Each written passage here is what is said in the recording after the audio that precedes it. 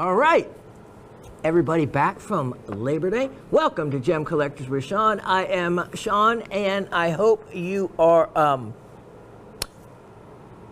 rested.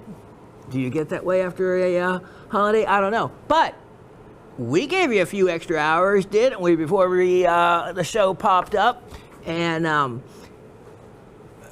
when that happens, to be honest, you know, it's actually not too bad of a thing to break the schedule. And I don't mean that in any other way except for the fact that it may allow others to be able to access the show when they normally always can't when we bring it up at midday on Monday. At least that's my excuse. I'm sticking to it. It was a good thing. It allows others to see it that may not get a first chance. Kind of divvies up the good stuff among everybody. Anyway, I have another great show. We're going to get to the comments, and then we're going to get to the goods. And as you noticed, as I had been saying, actually a few years ago, that as time went on, you would be getting to see specimens ranging from everything from museum quality to something that may not be very expensive, but it might be really rare. It might be a thumbnail specimen of something. One of the questions that I'm going to answer in here, I think Miss Gabby asked it, is, okay, because I mentioned how, because it's kind of roughly just to, this is, by the way, welcome to the 300th show, at least officially by number, the 300th show, if everyone was counted along the way, but yeah, that's pretty accurate, 300th show. And so her question was, out of, you know, that I mentioned in that amount of time, how I have sold 4,000 items from our own personal collection. And she asked, okay, you sold that many, but have you bought any along the way? And no, my point when I had always mentioned that is we have not even been to a gem or mineral show. Reason being, for one thing, there's no way I could go to a show without coming back out with some other things. And the fact of the matter is we have sold literally 4,000 items or so without having ever purchased a single one of those items bought in the last 6 years. None of those items were bought during that 6-year period, nor have I bought any inventory in that period. So when we say that we, you know, when I met the Raven, I was already unlucky in love, officially two marriages. So, you know, her and I instantly, with others, when I say, do you like rocks or minerals? Oh yeah, we love them. Well, yeah, they love them on the kind that are on their hand. The Raven, when she said, oh yeah, I love rocks and minerals. I got my first crystal at the age of 10. And when she started talking the lingo, and when she said, well, you know, you have to make room for my collection if I come down there. And I said, make room for your collection? You have a collection? And she sure enough did. And it's neat because many of the things she just bought because they were beautiful and had really no concept of what they actually were. She has some amazing pieces that she didn't ever have that much money to spend, so she got good deals on them. and I'm telling you, maybe I'll bring in some of those. I mean, I'm talking about loose stones. She's got some incredible jewelry that you have seen some of it over time, but only a miniature amount. So we combine collections. Now her collection is off limits to anything. I can't sell anything of hers, so it's still working from my own personal items and items that I had bought, like, okay, the Epidote. Now granted, to get the best deal, I think I ended up buying maybe was it 7 flats? I kid you not, 7 flats. And I think 2 of you, I think Penny got a flat. I think Mr. Anthony got a flat of them, and at an incredible value. So those kind of deals were just, not part of my personal collection, but individual pieces I might have pulled out over the years past. That's when you see my name on them. I always had considered part of my own personal collection. The difference between that and just plain inventory. So what you're seeing is many of these items are from my own personal collection, and that's why you'll see it on there when it says Shawn. I used to do Shawn collection, but it ran out of room for more important information. So when you just see it's Shawn's, crystal, whatever, it was from my personal, what I consider my personal collection. But overall, yes. So when I say we've sold that many items, I can look up at my credenza where the TV sits on, and I cannot tell. I cannot tell a single item is missing. We did have to change the floor, break down the incredible display we had around the big screen TV on a curving type of entertainment unit. And so those things kind of got packed up, which was probably a good thing because I know I'd be eyeing them for sale. So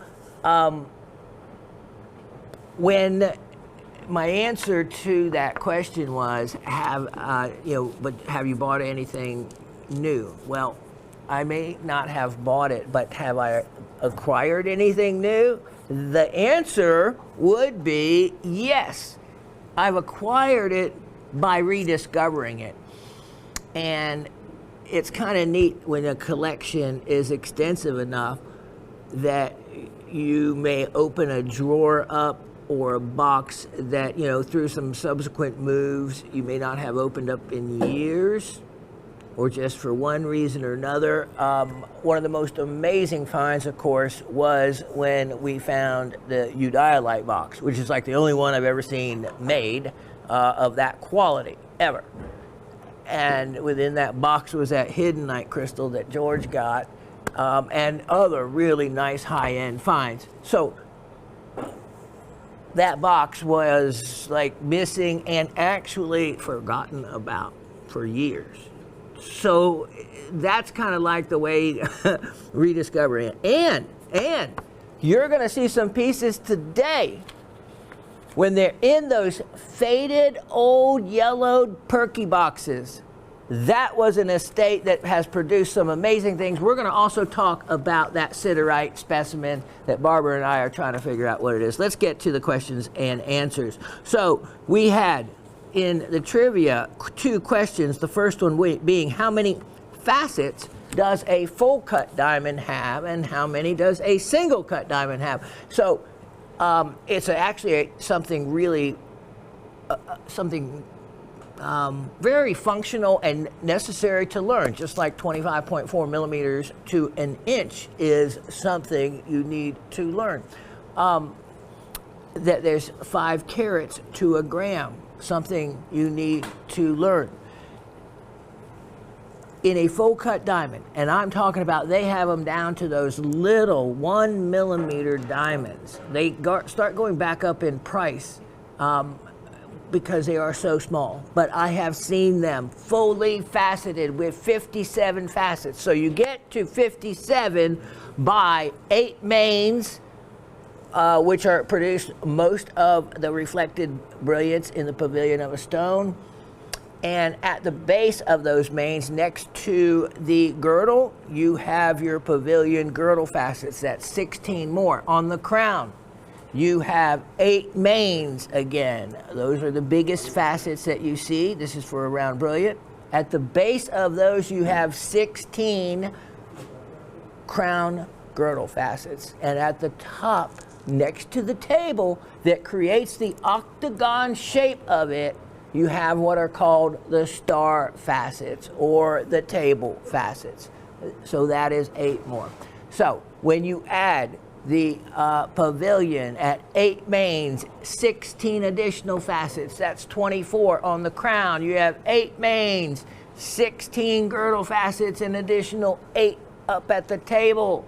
that all comes to 56, and then add the table, because it is truly a facet and needs to be counted. Because some stones, like checkerboard cuts and whatnot, don't have a specific table. It's faceted all the way around, as well as other designs. So 57 facets in a full cut. Now, when diamonds are small, and they often do this with watches and whatnot, often they say, and it can apply, you can get a bigger reflection and brilliance by using less number of facets. And there is some reality to that, because you get the bigger reflections from, that's why you have the mains on a round brilliant are the largest facets. So a single cut diamond, which are technically in the market, cost less per carat. So they're usually milli, anywhere from those they can cut real small. So you can have half pointers up to, 3 and 4 pointers. You do not find real large single cuts. Up above 3, 4, 5 points, usually at the most, they'll do single cuts. And a single cut, it is just the 8 mains. And what I mean by mains, that is the primary angle facet that is used to reflect and bounce off the crown facets, and then the light back out. So it comes down, it bounces off one side of the pavilion to the other, and back up to the crown and out when it's cut properly. So those 8 mains on the pavilion are cut to the correct angles so it doesn't window, and the 8 mains on the crown are as well in the small diamonds. So those are single cuts. 8 and 8 plus the table gives you 17. So answer 57, single cuts 17. So Barbara says, the second question was, sphene has another name that it is known better by. What is it? That answer being titanite. And believe it or not, titanite is a more commonly used name than sphene. All right, so Barbara sent a, that was last week. We still have Barbara anyway. Miss Jan says, hi, Shawn and Rockhound family. I'm sorry I've not been participating in your trivia or lucky to buy the lovelies you sell. I did try, but they were sold, but that's okay. Like I told Dennis, I think we have enough, and in his proverbial way, say, needing has nothing to do with it. That's a good line. It's hard to believe he's been gone a month already, but the best thing is he's not in any pain anymore. Also, a friend of ours has planted a tree in his honor in my backyard. It's an avocado tree. Just had one of those last night. I labeled it the DE23 tree. I like that. A lot of rhyming there. I know it's an impossibility for you, but in late October will be his funeral. We were so looking forward to going to Georgia to visit, but maybe you'll find or see a sign that he's already looking for you at home. Butterflies. I have seen messengers almost every day, and one landed on my butterfly bush. Haven't seen any caterpillars yet, though. We have, it's funny you say that, multiple butterfly bushes. That really hard cold that froze our pipes on Christmas killed back all of them, actually. But they have come back, and they're coming back, and I've cut out the dead. But they were huge and magnificent. And you know what? I never would have believed it until I didn't see it for myself. A butterfly bush truly does draw in butterflies, all kinds of them. We also had a passion fruit vine, and I think that's what it was. And there's just one particular, just kind of like a monarch to the milkweed. They only are attracted to one particular plant, and it was really neat to see all the cocoons. I think from the monarch one, I counted a total of 17, and sure enough, the whole process of how, the caterpillar, all that turns into a liquid, and from that primordial ooze really comes out a butterfly. For evolution to be able to do that, wow, I can't even imagine. how that works, but it does. So I will be looking for dentists in all the right places. Okay, Shawn, I must go. It's past my bedtime. I've enjoyed your show as always, but not alone. I have Blondie. Dennis has fondly called her spoiled princess puppy. She's only 9 years old, and I don't know how you cannot spoil your pets. Hugs and kisses till next week. And same back at you there, Miss Jan. And yes, I am can now finally talk about it, but it's only been about 2 or 3 months ago. Raven's beloved pug, whose official name was Harley, but its Georgia name was Bubba.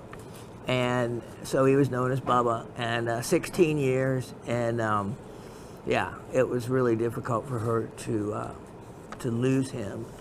We had a stray cat in the neighborhood that someone moved and left behind, and I am quite thankful that the cat picked us for a home and made its way in at the time that she lost the dog.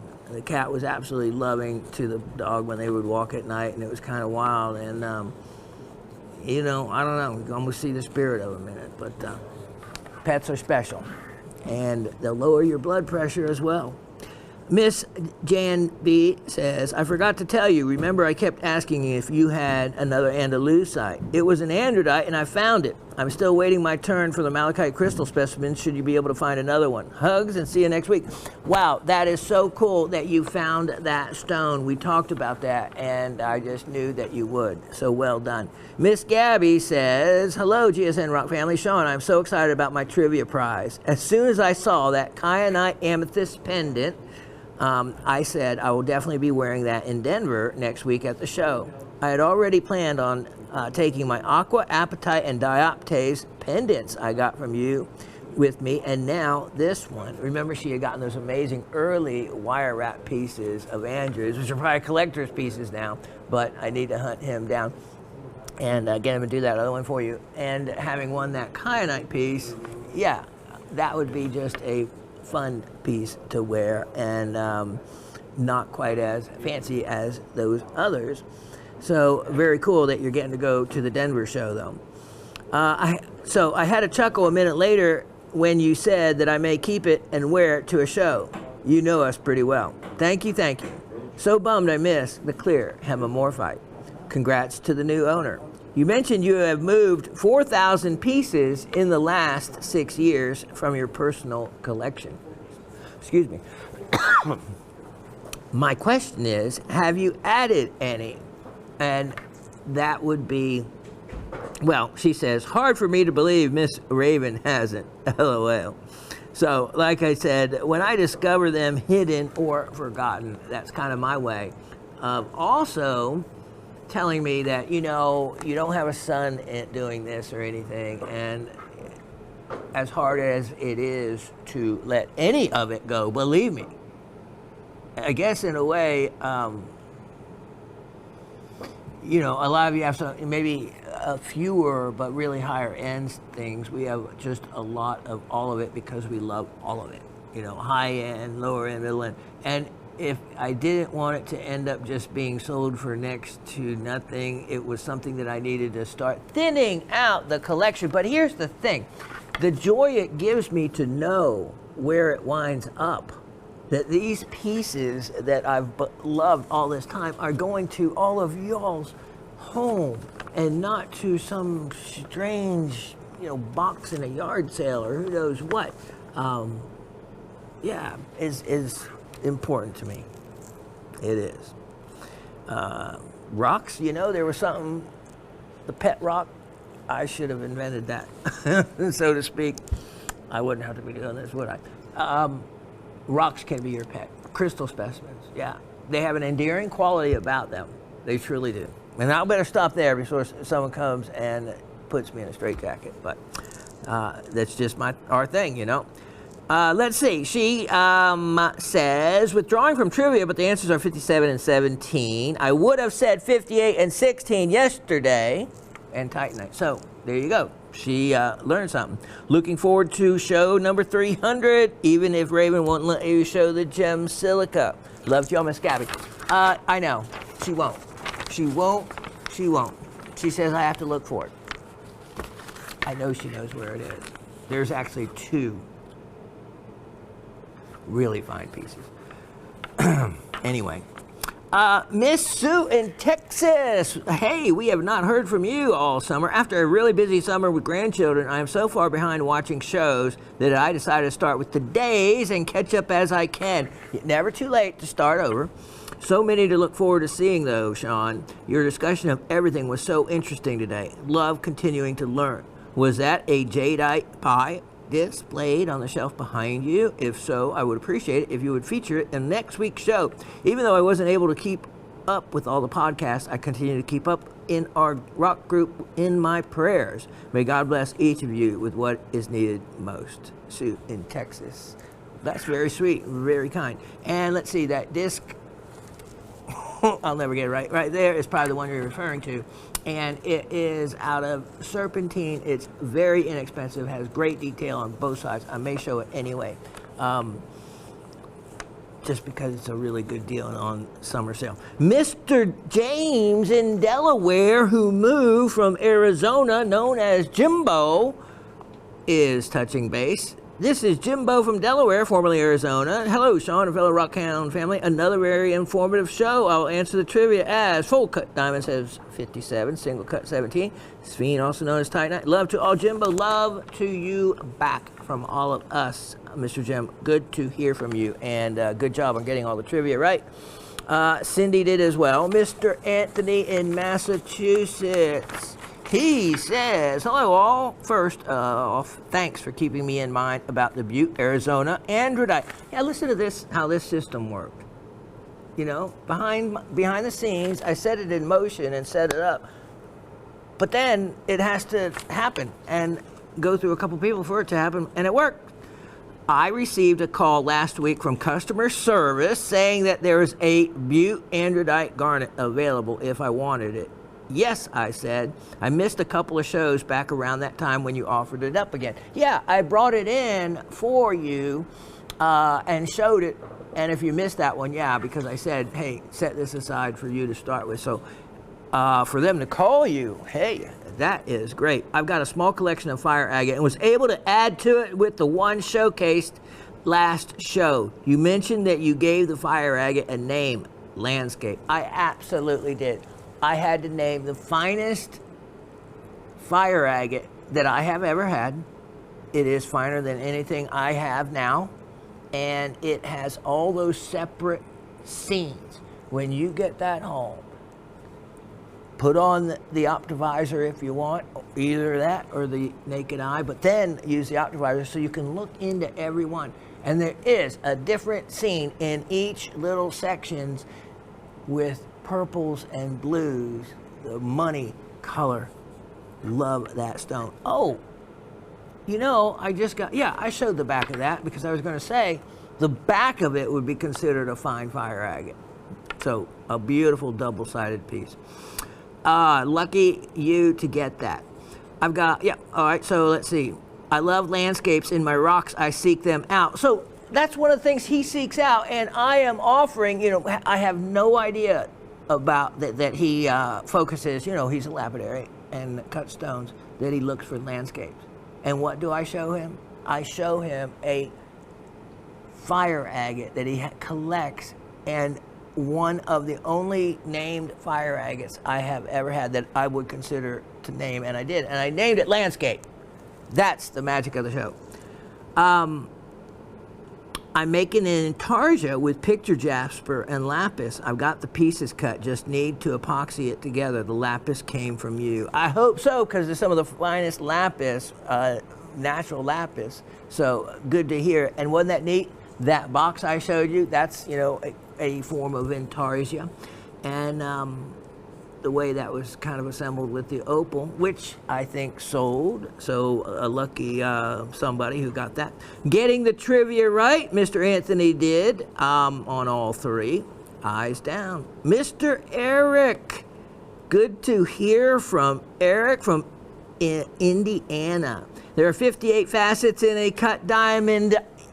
Like Miss Gabby said, she would have said 58, but remember, it always would have to be an odd number because you don't have, you know, in the symmetry of a round diamond, it's symmetrical.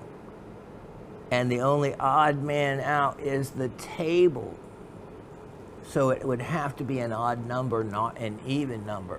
Now, if you're talking about prior to the 1940s, when they were cutting European cut style still, they were cutting it with, which was always crazy, an open culet. In other words, there was a little facet that was placed on that point, so it didn't come to a point. And you know, when you looked at those diamonds, and you still, you know, they still have them in rings, it looks like people would say a hole through the diamond, and it did. It kind of gave it the appearance of a hole, putting that there, because it created just a window you look right through. Kind of silly. So on the new modern American Brilliant, they changed the angles, closed that up, and improved the diamond, therefore taking away that other facet, making it having to be an odd number. However, they vary on a specific cuts, like a princess cut or Ben cut, that have a different number of facets specific to their design. Shawn, this is the first time I have been brave enough to enter, but I have watched you on Gem Shopping for many moons. If this tells you how long I remember when Raven first introduced herself on the Christmas show you guys record to play during the holiday time off. That would have had to be a long time ago for her to have been in, because then she decided to get shy for a number of years. You had just convinced her to come join you and help with the show. Oh, then that was a really long time ago. The rest is history. I've thoroughly enjoyed and gained so much knowledge from you, sir, and your stones have always been priceless. Yeah, absolutely. In regards to cut, yep, every diamond does have a different number of cuts. Of course, we were referencing the parcels and the diamonds that I was showing in the big stones, so the which were round brilliant cuts, and being that even emerald cuts can vary in the number of bars that they have on each one. The American Brilliant cut does not. It has the same number of facets, and that's just between whether it's a full cut or single cut is the only difference. The single cuts, of course, aren't called the American Brilliant cut because they're not a brilliant cut when they only have the 17. Okay, so Miss Barbara, I got your video and I couldn't find it at the number you said, so when I have time I will play at that and look at those crystals that you sent. Miss Barbara also goes on to say, great specimen show, had to look up Croy opal, marmotite, and Green's valerite. All new items to me. Still researching the Greek key-ish pattern on the interface between siderite, iron carbonate, and limonite, hydrated iron oxide. Found pictures of more North Carolina specimens and one from Pennsylvania with that pattern, but no science about why or how it forms. We'll bring it up at my zooms and see if anyone has a clue. I still think it is a relic of the weathering of siderite structure, FeCO3, and it loses CO2 to become FeO, plus water and a hydroxyl. But why that angular pattern? Another interim mineral between the two? Trivia, 57 facets and 17 in the single cut. I think the malachite you spoke of were fashioned to mimic single cuts in their era. Sphene, by another name, is titanite. Yeah, except if you look at the, they just have 3 to 5 facets straight up to a point, looking more of a rose cut. There's no table cut on the natural marcasites in the rings. So that would be kind of more of a rose cut look. It is getting fuzzy exactly which minerals were the Pakistani 4. Triplite, pink apatite, sphene, and you don't remember? Yeah, okay, you need to. If you don't have one, you need to get one. They are the beautiful, beautiful red zircons. Those wonderful crystals. you know, translucent. It's just some beautiful, beautiful crystals of zircon. I sent you another video to drool over. It was a gargantuan Pakistani aqua. Well, heat finally reached New York City, giving us our first heat wave all summer. Labor Day was a real beach day to unofficially end summer. Yuck. Take care all and get out your KN95s along with your First Lady and Whoopi Goldberg. Several of my friends are suddenly down with COVID again. So be vigilant, courteous, and wash those hands. Miss Barbara from Brooklyn.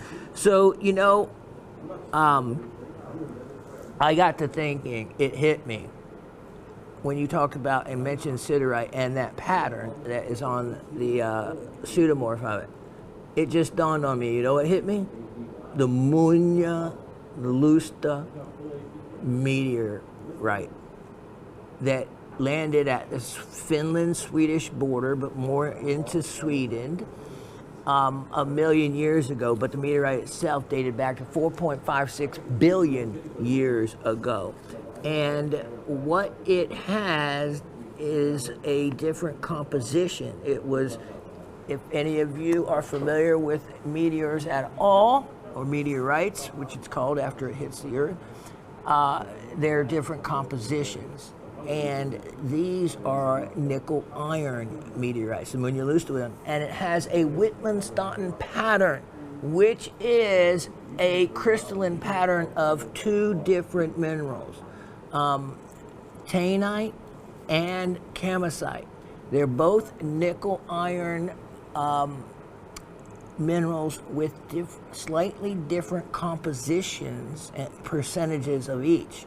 So when they etch, you know, make a slice and they etch the surface with acid, the difference in composition will cause one to exsolve, or let's just use the word so you understand, dissolve away faster than the other. And what it leaves and pulls out is that, not exactly a herringbone pattern, but it's a incredibly, it looks somewhat like the Sagenite rutile in the Wittmann-Staunton pattern.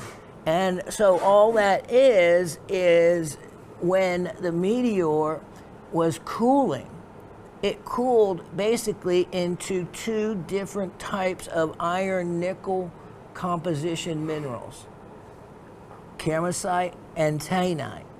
And with the varying composition slightly different, they react to acid at a different rate, thereby dissolving one away faster than the other, leaving those incredible, incredible natural patterns to the crystallization. So that is a simplified version of exactly what's going on. Now, here's the thing why I tied it into this. That type of meteorite is a class 4. It is considered what's called a fine octahedrite in the siderite family. It is the group and classification of it is a siderite class 4. So it's a fine octahedrite siderite class 4. Siderite, iron oxide, with that unusual type of pattern. And here I don't know if it goes back to anything to do with the pseudomorph, but we're talking still about iron oxides on both of those minerals. We're dealing with iron oxides, iron siderite, iron carbonate, and I think that I didn't have time to further look into any chance of correlation of that, but it's odd that the siderite was used in connection with the Wittmann-Staunton meteorite at all. So there you go. So it, you know, do I like meteorites? Yeah. Can you tell? All right. So Penny Ann Mahalis. Hello, Shawn, Raven, amazing GSN crew and fellow rockhounds. I hope everyone is well. Miss Penny getting the answers all correct. I am just sending a quick note. Haven't ordered anything yet, nor have I sent your little package, and I apologize for the delay. I did get your rings done, Miss Penny, and they should be, maybe you'll get them by the time you see this, if not very soon thereafter. Apologize for the delay. Unfortunately, I have been otherwise occupied because my mother passed away last week. Oh my, Miss Penny. I had taken time off to care for her while my brother was away, not knowing that it was going to be an end-of-life care. I know she didn't want to live that way. She had become due to advanced dementia and a massive stroke, not making sense when she spoke with her now extremely limited vocabulary, not walking, diapers, and refusing to eat the last couple of weeks. She went to find our dad, and I hope she rests in peace now. I'll take care of things next week after her funeral. Have a great week, and see you next Monday, Penny and Mahali. Well, bless your heart. Our prayers and thoughts go out to you, Miss Penny, and your family. And wow, you have had some kind of summer. My goodness. Not much to say except, yeah, sometimes at a certain point it's great. With my dad, since I'll finally be able to speak about it for a moment, they brought in a hospital bed. And so for the first time, you know, with his second beloved wife of 30 years, they brought in the hospital bed because he had fallen out of their marital bed, and she wasn't strong enough to put him back in the bed by herself. And this was in the middle of the night. So all he could do was lie there because he couldn't get up into the bed by himself at the time. So they brought a hospital bed that raised and lowered. He said, and my dad was never one to want to trouble anyone or to feel less than or like if someone had to change his diaper. That would be a breaking point. He said when he saw them bring in that hospital bed, and he would not be sleeping with his beloved second wife that we all love, he said, if you put me in that bed, I will not live through the night. He didn't. He died 7 o'clock the next morning.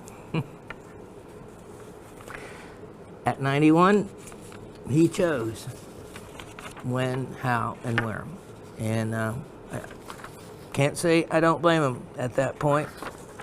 He was able to take his own steps till the end. Miss Elisa in Florida. Hello, Professor Shawn, the lovely Raven, GSN crew, and Rock family. Hope that everyone had a great Labor Day. The school has started off strong with long nights and homework and a new band instruments being played. Life is rocking and rolling. My answers to this week's question is correct, and correct on the answer. My favorite item of the week was the cat's eye appetite. Great choice. Thank you for a great show. Take care, everyone. Miss Elisa. Charles and Heidi from Oregon. Ciao, fellow rockhounds. Great show this week. I hope you can make it to Arkansas to look for some diamonds this winter. You know, if there was ever a wish, yeah, that would be my wish that I could wish for myself. Not next year. Not the winter after this one. This winter. Congratulations, Gabby, on the pendant. It reminds me of the style that you see the West Coast hippie chicks wearing. I like it very much. I can't wait to see what the 300th episode brings. Please have a wonderful week and do things that bring you joy with love. Charles. Love you back, Charles.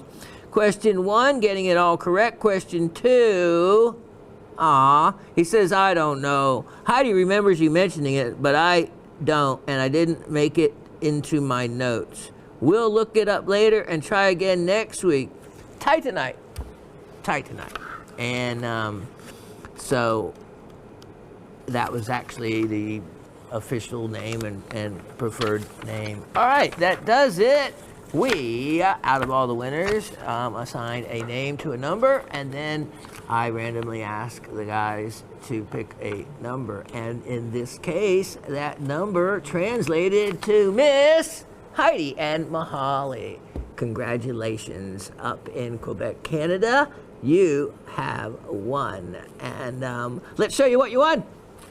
this is probably really, of course, everything is always meant and perfect for the person that winds up with it. And it's interesting because look at the native copper. This comes from the Upper Peninsula of Michigan. And so that's right on the border with Canada. And you can see the copper, and there's quartz around it as well, the actual matrix. So this was not float copper that was ground down and over by the glaciers. That would have created more of a flattened, rounded copper. This copper is actually copper that was more out of the primary vein material, as is this piece. So, wow, look at that. You have sharp edges, and it's the real deal. This everybody is going to want. And I don't know why I am giving it away, but I just do things like that. This is red rutilated quartz, and it is really rutilated. Beautiful material. Look at the rutile needles. You can tumble this, you can leave it just as it is. This would cut amazing cabochons and have a quite a, look at that, quite a bit of value to those stones. You can also, because they line up like they do, you can also cut this so that it would create a cat's eye in the, thank you, sir, in the, look at that. Look at that. There's a great shot right there. Wow, look at, I don't know why I give things away, but that's why you never know. It's a random, totally random who gets what, and sometimes when I see it on the TV screen, it's like, wow, that looks better than I thought it would. I want it back. But it's all yours. Congratulations. All right, let me put it away, and we're going to start the show. Okay, so, you know, if you haven't noticed already, I'm sure you did from last week, my thumbnail has a been smashed, whatever. Well, they were coming up with ideas, and Asif's way to, you know, instead of a nice Band-Aid over it to hide it, he just paint it black, you know. He goes, I'm sure Raven probably has some black fingernail polish, and I said, yeah, as a matter of fact. Okay, so here, we're gonna get this over with so no one has to worry about seeing it or worry about what I'm talking about. There it is. Okay. So now he's making like he's grossing it out. Hat is funny. Awesome, you are a funny man. So listen. That just shows you I'm a working man, and you know you can only have something like that happen if you're working and doing stuff. Look at these amethysts. These guys are cracking me up. As Asif stuffing his mouth with chips or something. Okay, look at these. These look like tanzanites almost. I mean, really, look at that. You know, if I put tanzanite up there, there's nothing about these that you would think otherwise. You know, that is some really beautiful amethyst. So anyway, look at the different size stones. And here, this is summer sale priced. And when I'm talking about a summer sale price, this is kind of silly and ridiculous because the total number of stones, I don't know, let me count them up. 7. So, let's do this. $11? $10. $10 for them all. I mean, you know, right, that's laughable, and they would, the quartz dealers out of Brazil would not be happy to see me selling them that inexpensively. Now, this is an amazing opportunity. 1119223. And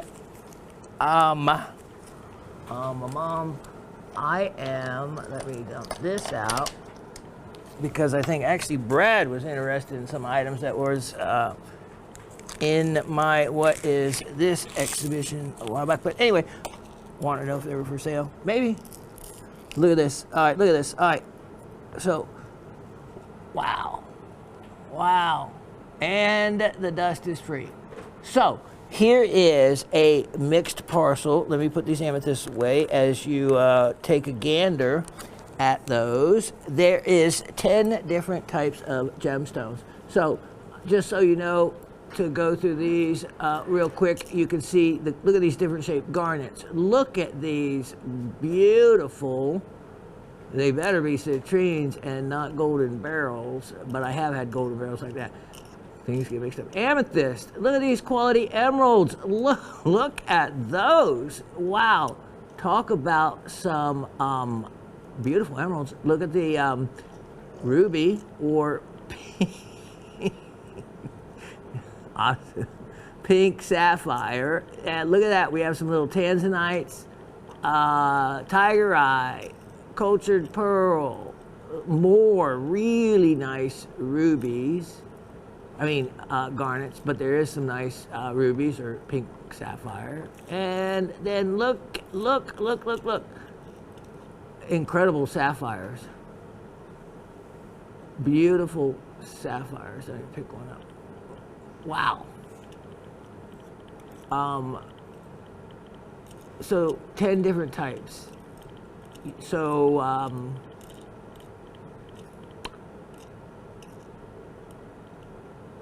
there we go. Look at that. I knew there was a diamond. Look at that.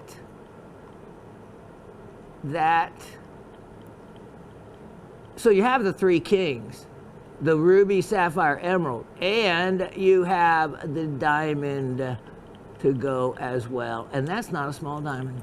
All right, well, that's all I need to say about that, because if you don't get in on this parcel, not going to be another one. And I have it sale priced, and I can't be expected to go any lower than what it is right now at $28. $28. $28, 25 carats. So you're looking at just over $1 a carat, and that would include those high quality emeralds, rubies, and sapphires. You know, and no, there's not. There's actually, I think, more than one diamond in there now that I'm looking. All right, so anyway, enough about that. That's a amazing deal. Now, so look at, when I was going through a portion of inventory, I put these two together. It was quite the surprise. It doesn't happen like that too often. 113,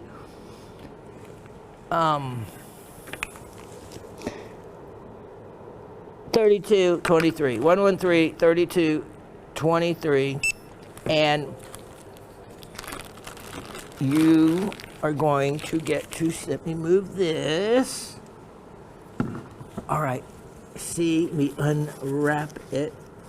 And all right, look at this. Okay, now, I'm not sure that you would have gotten the fact that it was a rhyolite, but I bet a lot of you would have.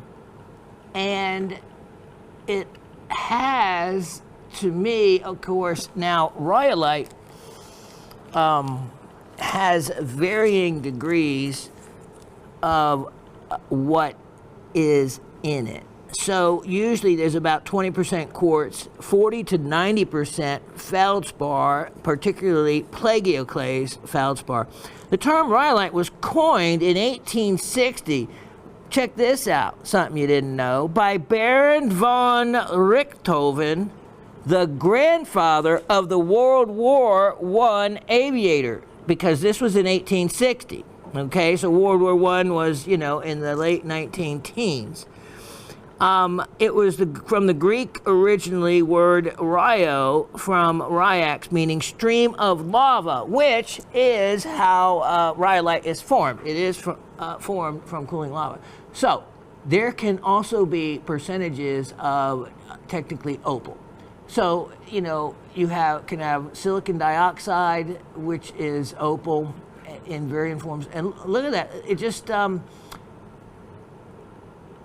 you know, it looks more opal, and it's known also to have, see these little porphyries, or little areas of circular formations, and that's where you get your bird's eye rhyolite. So you can see those and easily this confirming the rhyolite formation.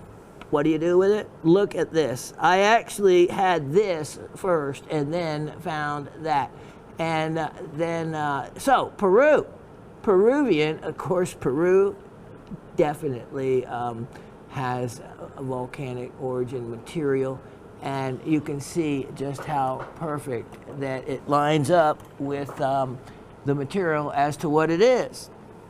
So it's kind of a before and after offering here, and a little bit of knowledge to tie in rhyolite, especially how it got its name and exactly what rhyolite is. Can be used quite broadly. So anyway, for both of those, only have one fun little set, and I tell you what, it's excellent for educational purposes. $18, and you get both pieces for that, huh? That's a deal. Now, we're starting there because the next, well, that's kind of the bottom of it, isn't it? Let's look at item 1128623. Now, here's another sale item. This jewel, if for nothing else, could be part of a, look at that, part of a fluorescent collection, because amber, especially this Indonesian material, fluorescence crazy. It's like blue fluorescence. It's some wonderful, wonderful material for a fluorescent collection. And now, the neat thing about that particular piece is it is completely untouched. There hasn't been broken off from something else. It's like it was the way it was found in the ground and then brought up that way. And look at that. See what I mean? It's just an excellent piece. And you know, of course, one of the ways to say amber is it'll float. And I tell you what, relative to the size that it is, it really feels light. Now, I didn't actually put it in water, but I should, because I bet it does. Exactly that. I bet it floats. You can see it has a rich color.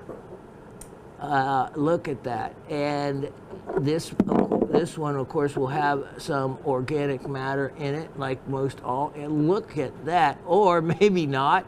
Wow, that looks like Madeira citrine or some spessartine garnet right there. Oh, look at how far back in there we can look. Wouldn't that be crazy if something all of a sudden wiggled over to the window and looked back at us? You know what? I actually see two eyes in the nose. Hold on. You see that little creature? I am not losing. Wait a second. I gotta get to him. Keep my eyes on the prize.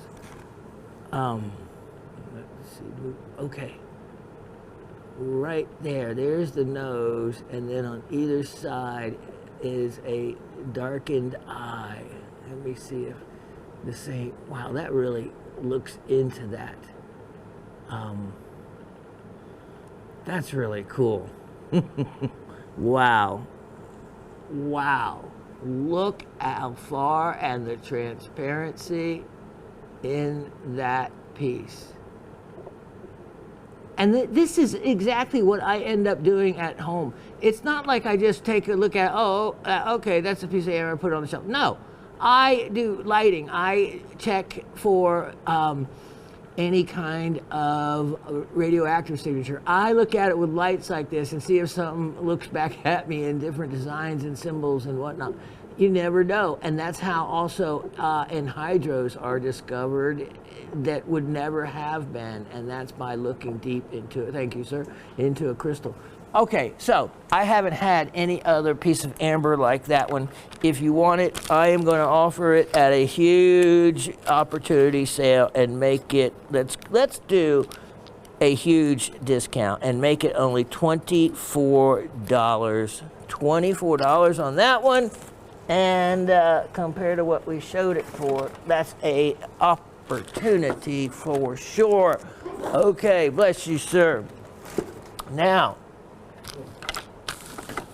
it is that time of season. Even my nose, I know I'm not affected, but I feel affected more than I had before. Let's look at something that will rock you big time.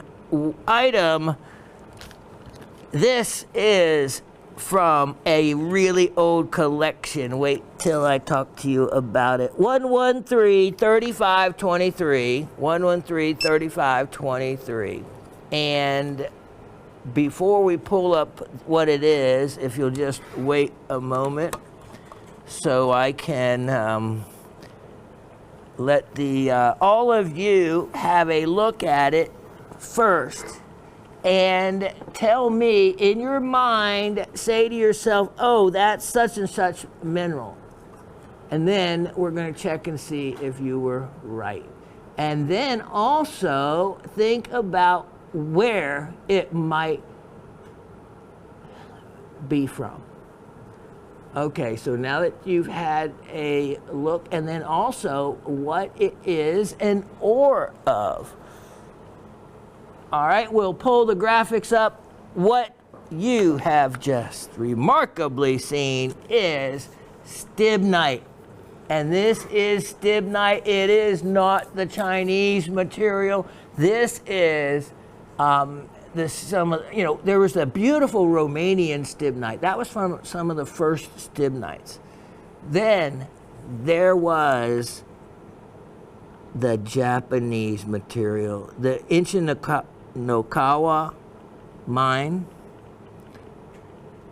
and that mine has been closed since the 1950s. Closed since the 1950s. Well, that's 70 years ago. That's a long time ago. That's why, look at this. That's why this box is yellowed. This specimen. And also, you can see, yes, it's been attached to here. So it comes off and out of here if you want. And if you want to clean it up and remove it from there, you can do so. I actually had this out, but I won't pull it out now.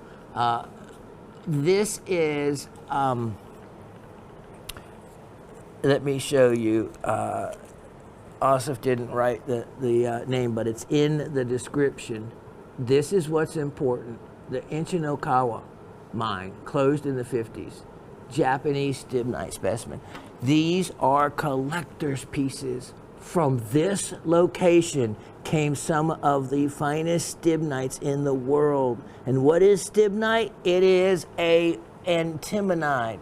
So it's antimony, which they would mix with metals to make different alloys, even some playing with it in creating some bronzes, and then along the lines, it's one of the primary ores for antimony. Now antimony, the Raven, by opening an account with one of those, I think it was like Robin Hood or something, you got a free share. And I kid you not, we have a free share in a antimony mine. Now, you would only laugh about that, but no. You know what they primary thing that they're really looking for antimony for? Batteries. It's just like lithium. It will conduct and do its part like lithium does. So that could be, if you're holding stock in antimony mines, it might be a good thing. Now, antimony produces some of the most striking crystals, and you can see that secondary blue tint. Now, they officially call this like a gray metallic look, and then they do say in the official description, can often have a blue reflection. And you are certainly seeing that. I really kind of want to take this out of here because that way you can see all the way around it. See? I guess it depends on which way you put it in there. All right, look at that. Now, let me talk to you as we go in and look at this other material. All right, let me get my pointer. We have talked about this other material. I should probably make it a trivia question. You see all of this? Well, one might think that, oh, it's been left there to hold the crystals together. Oh no, it doesn't have anything to do with that. It is actually another mineral formation. And you can see right here somewhat of a crystalline formation versus somewhat of a more massive granular formation right there, right? Look, see that and that. And it is sprinkled throughout this specimen. Now, I was actually able to clean off some of that material, and if you wanted to, hand clean the piece of it, or at least of some strategic areas for viewing, it would be absolutely acceptable if you did that. Like, let's say if you wanted to clean the back portion of this up. Of course, there is no back. You can see the crystals go in all directions. It is striking. And this is from a very desirable location for Stibnite to have come from. I had another specimen from this location I sold, probably a couple years ago. Anyway, let's see. We'll put it back in the box. I don't know. I think, is that a nice, yeah, see, there's not much of the other material. So we can make that the forward-facing view if we want. All right, that other material, to my best estimate of what it is, Stibnite. Remember that? Stibnite, it is actually like SB +3, SB +2. So it's like 2 antimony different valence connected together along with a sulfur, and it's an odd makeup, but it is found associated with Stibnite, and often will be an entire pseudomorph of and take over. They're still trying to exactly figure out where Stibnite belongs in the mineral system and classification. This specimen would be a lot more than what I am asking for it. Look at this. This is, would be a just extremely attractive specimen in a showcase. The original Perky box tells you the age and gets it right, that this would be something going back to the 50s and earlier, probably easily collected prior to that and then placed in that box many, many decades ago. All right, I am offering that piece for only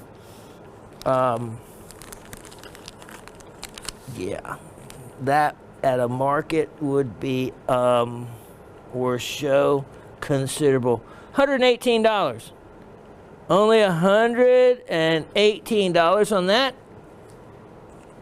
And Stibnite is one of those minerals that gives you a big bang for the buck. In other words, with the intersecting crystals like that, something that you might see doing that in another mineral would be like, let's say, tourmaline.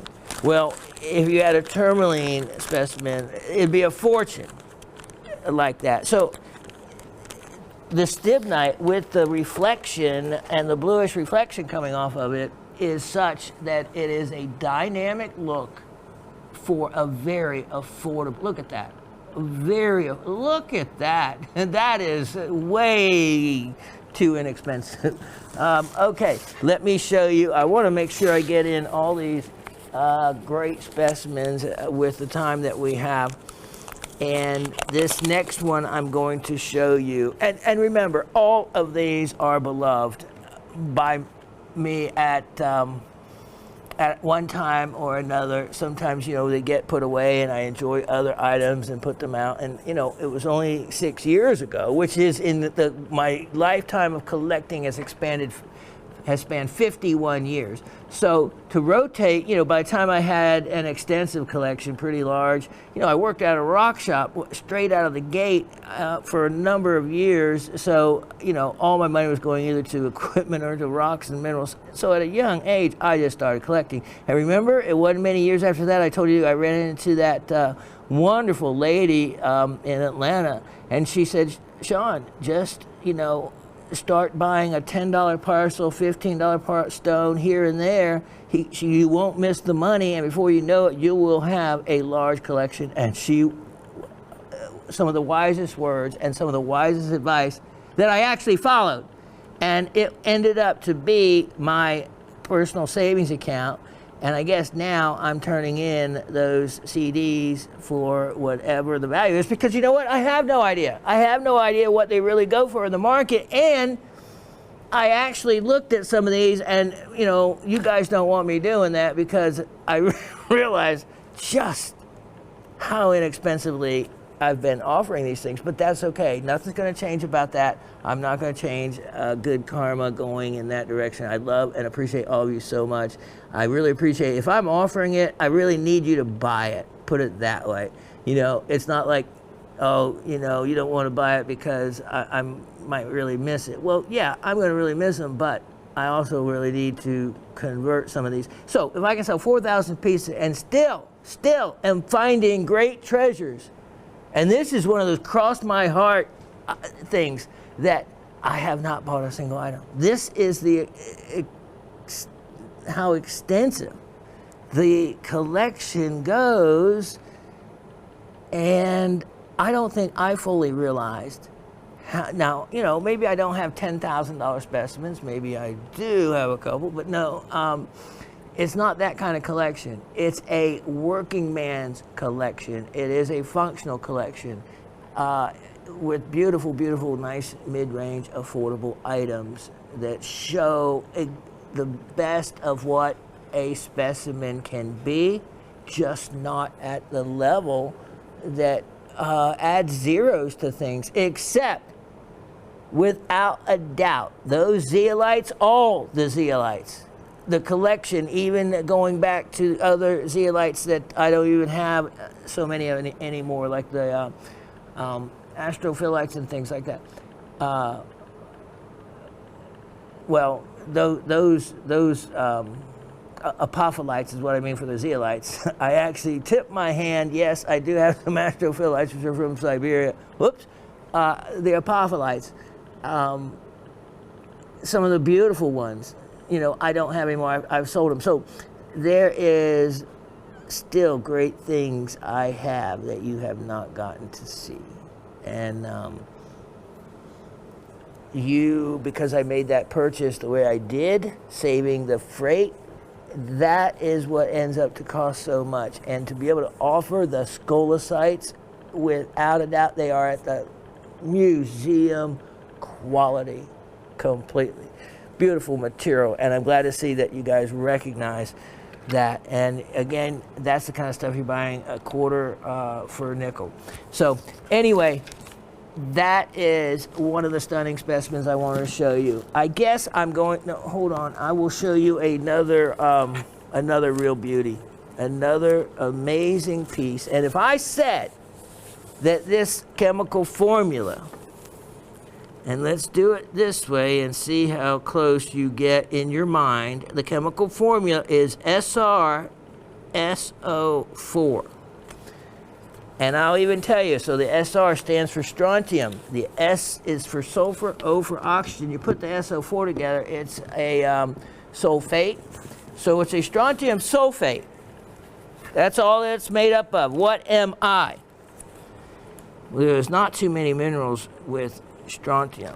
So one of the primary ones that's affordable is Celestine. Let me show you a affordable, beautiful, classic Celestine. Now, people also use Celestite, but Celestine is kind of the more acceptable one. Look at this specimen. Now, number on this one again is 113. Oh, poor Shawn. 113 3123.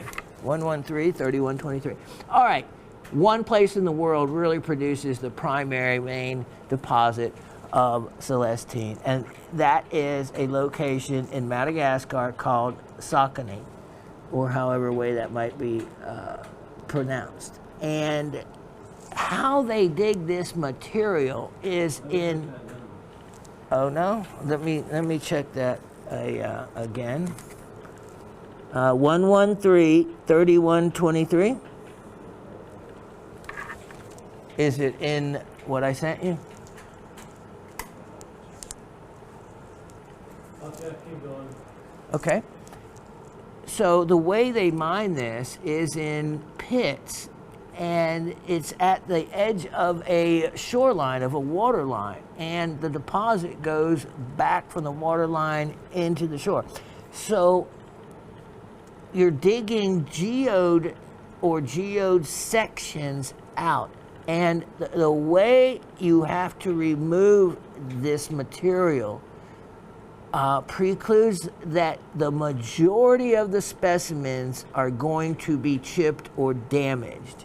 So that's the big problem. It also has mostly translucent to opaque crystals. Now, Celestine got its name from, of course, the word celestial, everything, of course, to do with the heavens or the sky, for the light blue color that it is. When I was growing up, it was told to me that the blue color was due to gold ions in the as impurities, but later they are backing away from that idea. Now, let me show you the best parts of this. Look at these smaller crystals, which aren't actually all that small. They're really clean. Look at how clean these are. I have always wanted to facet a celestite, and I haven't yet. And I've ended up selling off my quality material that would cut a really nice stone. In that last piece was one. But this one also has them. So when you find a crystal like this, look how big that is, and it doesn't have a broken termination, that is rare and it is beautiful. Look at the clarity. See, you have to, let's turn this so you can really, look at that, appreciate that. Look at that. Wow. See what I mean? If I just show it to you like that, it blends in, but let's get it away from there, and not only do you have a beautiful termination, but a fantastic clarity and color. So look at how large this one is. Okay, see? Until I really give you some reference to it, it's difficult to see exactly what you're looking at. But wow, look at that. Now, look at how rich the blue is down there. Here's how large the whole specimen is.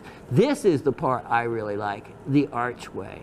Look at that. So not only does it have crystals on the back side, look at these pockets. Look at that formation right there. All right, so then look at this. So aesthetics have every bit to do with value and pricing, as does, you know, color and clarity and other things about a specimen. This, when you have something like this, aesthetically, it adds a lot to it. So let me show you other pluses. I can see right through there. Right, see that one crystal right there? Dave's nose. Look at that. Look at that. So you're looking through there and you see just lined up a fantastic, there we go, a really fine clarity to this crystal all the way through the cavernous opening look at that of the other quality crystals. Look at the clarity to those beauties. And look, so we haven't even toured the whole piece. There's so much to look at here. Look at the blue. Look at the clarity. Look, if you were looking at this as a faceter, boy, look at that. Look at that one right down there. That is a clean gem. There's another clean crystal. There is a nice, wow. Wow. Hold on, let me see that. Let me put this behind there. Look at the size of that woodcut. And then overall, look at the size of this crystal. Look at how big that is. Then look at all these beautiful smaller ones down here. That one actually looks like a stair-step cut, emerald cut with the, wow, it sure does.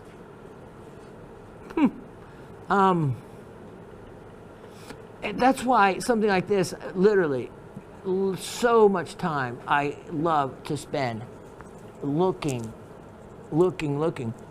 I'll also look up other minerals that are found with, let's say, Celestine at this location. And once I do that, it gives me an idea of what else to look for that I may find. Look at that. Look at that little cavern right there. I wonder what was in there that dissolved out. Maybe a calcite that was dissolved, something like that. That's kind of unusual. I'll leave it to you to get some bright light and look back in there and find out what it is. So, again, loving the archway there. This, wait, one more item to look at. Look at that. Look at the clarity to that one. So that's the situation on something like that is, you know, it may not have one huge big crystal, you know, skyrocketing out of it, but it has a lot of other pizzazz and positive things, and especially when I tell you the price. It's double-sided, so yeah. This guy, only $98. Only $98 on that one. And again, to get something like that, that's a high-graded piece, you know, if you're going to a show kind of thing. And they get marked up quite a bit because in the world of Celestine, when you're mining it, there is so much bad that they have to offset when they get a good piece. In other words, when you're looking even through Mindat at the different choices, yeah, there's a few nice ones, and you know they're going to charge a fortune for them. But mostly what you see is lower quality material. And on that scale, then, it would make this one quite a nice stone. Okay, I am going to tuck these away. So I will be right back in a moment. Okay, here it is. And for those of you that do not have a, how can I say it, a North American emerald specimen, I mean, where are you going to get one? Okay, let's talk about, all right, so Mexico, forget really. You know, South America, yeah, we know they're full of emeralds. You know, Brazil, Colombia, kind of thing. North America, let's talk about. That's Canada, that's, you know, include Alaska, United States. Where are emeralds known to be from? Well, pretty much only one place, and that is Western North Carolina, the Spruce Pine Mining District. And what is the most famous known mine for that material? Crabtree Mine. That is exactly where this has come from. And oh my, look how thick this is. I was actually, did the mistake of doing some research on Crabtree emerald pieces, and wow, out of sight in price, because you know what? They're not finding material anymore. They were. You know, time passes, decades pass. you know, it's not like the Muso mine where they go underground for, you know, and have passageways dating back hundreds and hundreds of years. And the Chivor mine, so many others, no. These were never big enough to be shaft mines, and they pretty much were, you know, just dug open. They didn't go down that deep, but they did hit, like at the wrist mine, some amazing singular emeralds for the owners at that particular time. What there was wonderful emeralds in a matrix that was hornblende, a combination of hornblende. It was a combination of shoral tourmaline. You could find augite, you could find epidote, different things. Let me just backlight this and show you what you're looking at here. And let me do my light. Okay, so perfect. See what I mean? Here's what I'm talking about. This is how you could see it. If we didn't do that, you wouldn't have thought that was black and didn't see any other color. Of course, there are the emeralds. The dark material, probably shoral tourmaline, that light doesn't pass through. There's also going to be dravite. Remember dravite, a type of tourmaline that is like a coffee color or yellowish brown. Look at those emeralds. You can, okay. Oh, I wish I had a third hand. Do you see what I'm looking at? I am going, okay, there's the emerald. Hold on.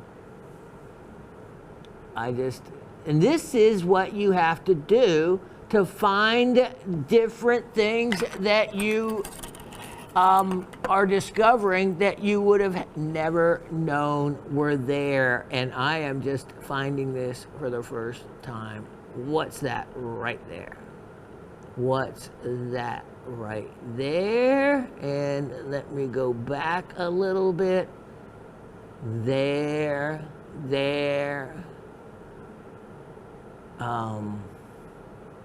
Look at that. Look at that well-formed crystal. Probably maybe epidote. The blue? You know what the blue is. Come on. All right, look at these little, the blocky, probably quartz or feldspar crystals here. So that's right up around the emeralds. That's not even back here. All right, so yeah, the blue, kyanite. Kyanite.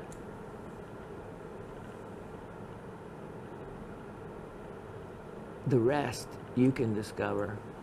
All right, so this is, I sawed it off of another piece and then I sprayed it, polish, and it's really good. This is I did a really good job because it was kind of porous. So it also helps hold it together better.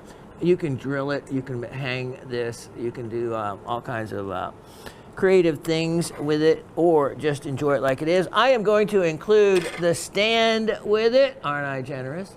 And I am going to do a sale price, and that is going to make this, you know, this is Crabtree Emerald Mine. Where are you going to get this material and be able to afford it anymore? Here we go, sale priced at only $44. $44. And the stand comes with it. Okay, take a look. Item 113 3323. 113 3323. All right, this is a real rarity. And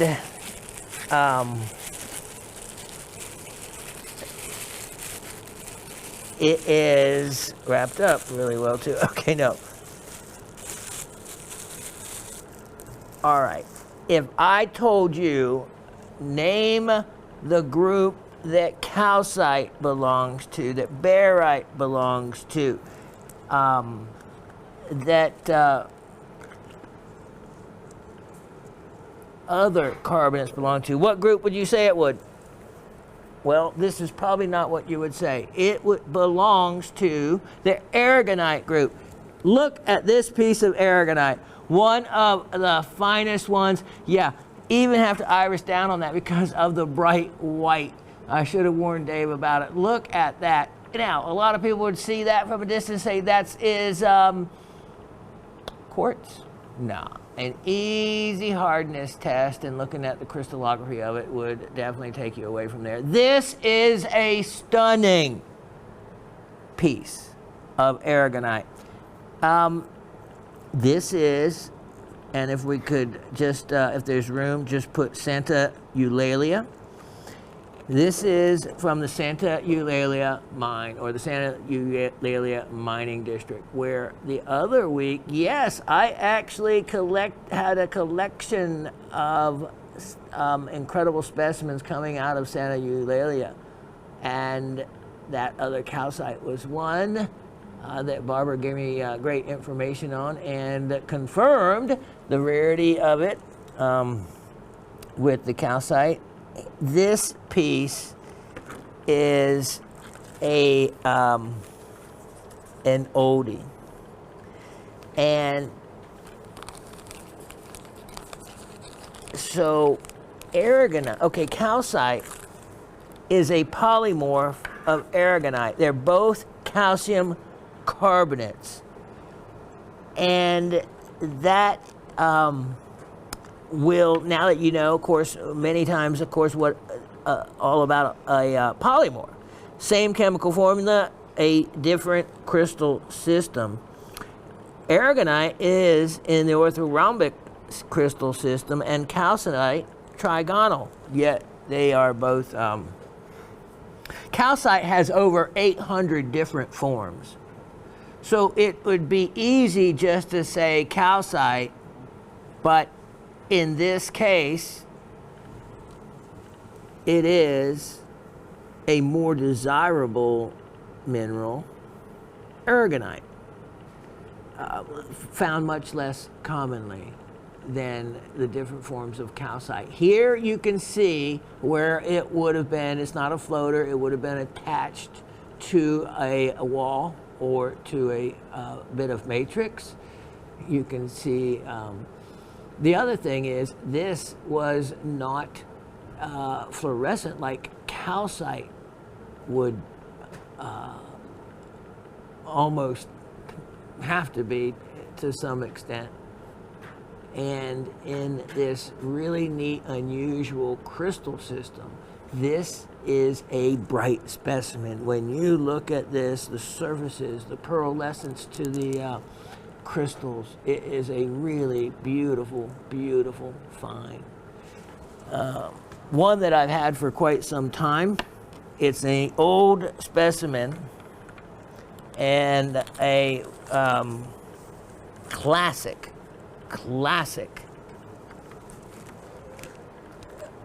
specimen to have, and especially from that well-known mining district.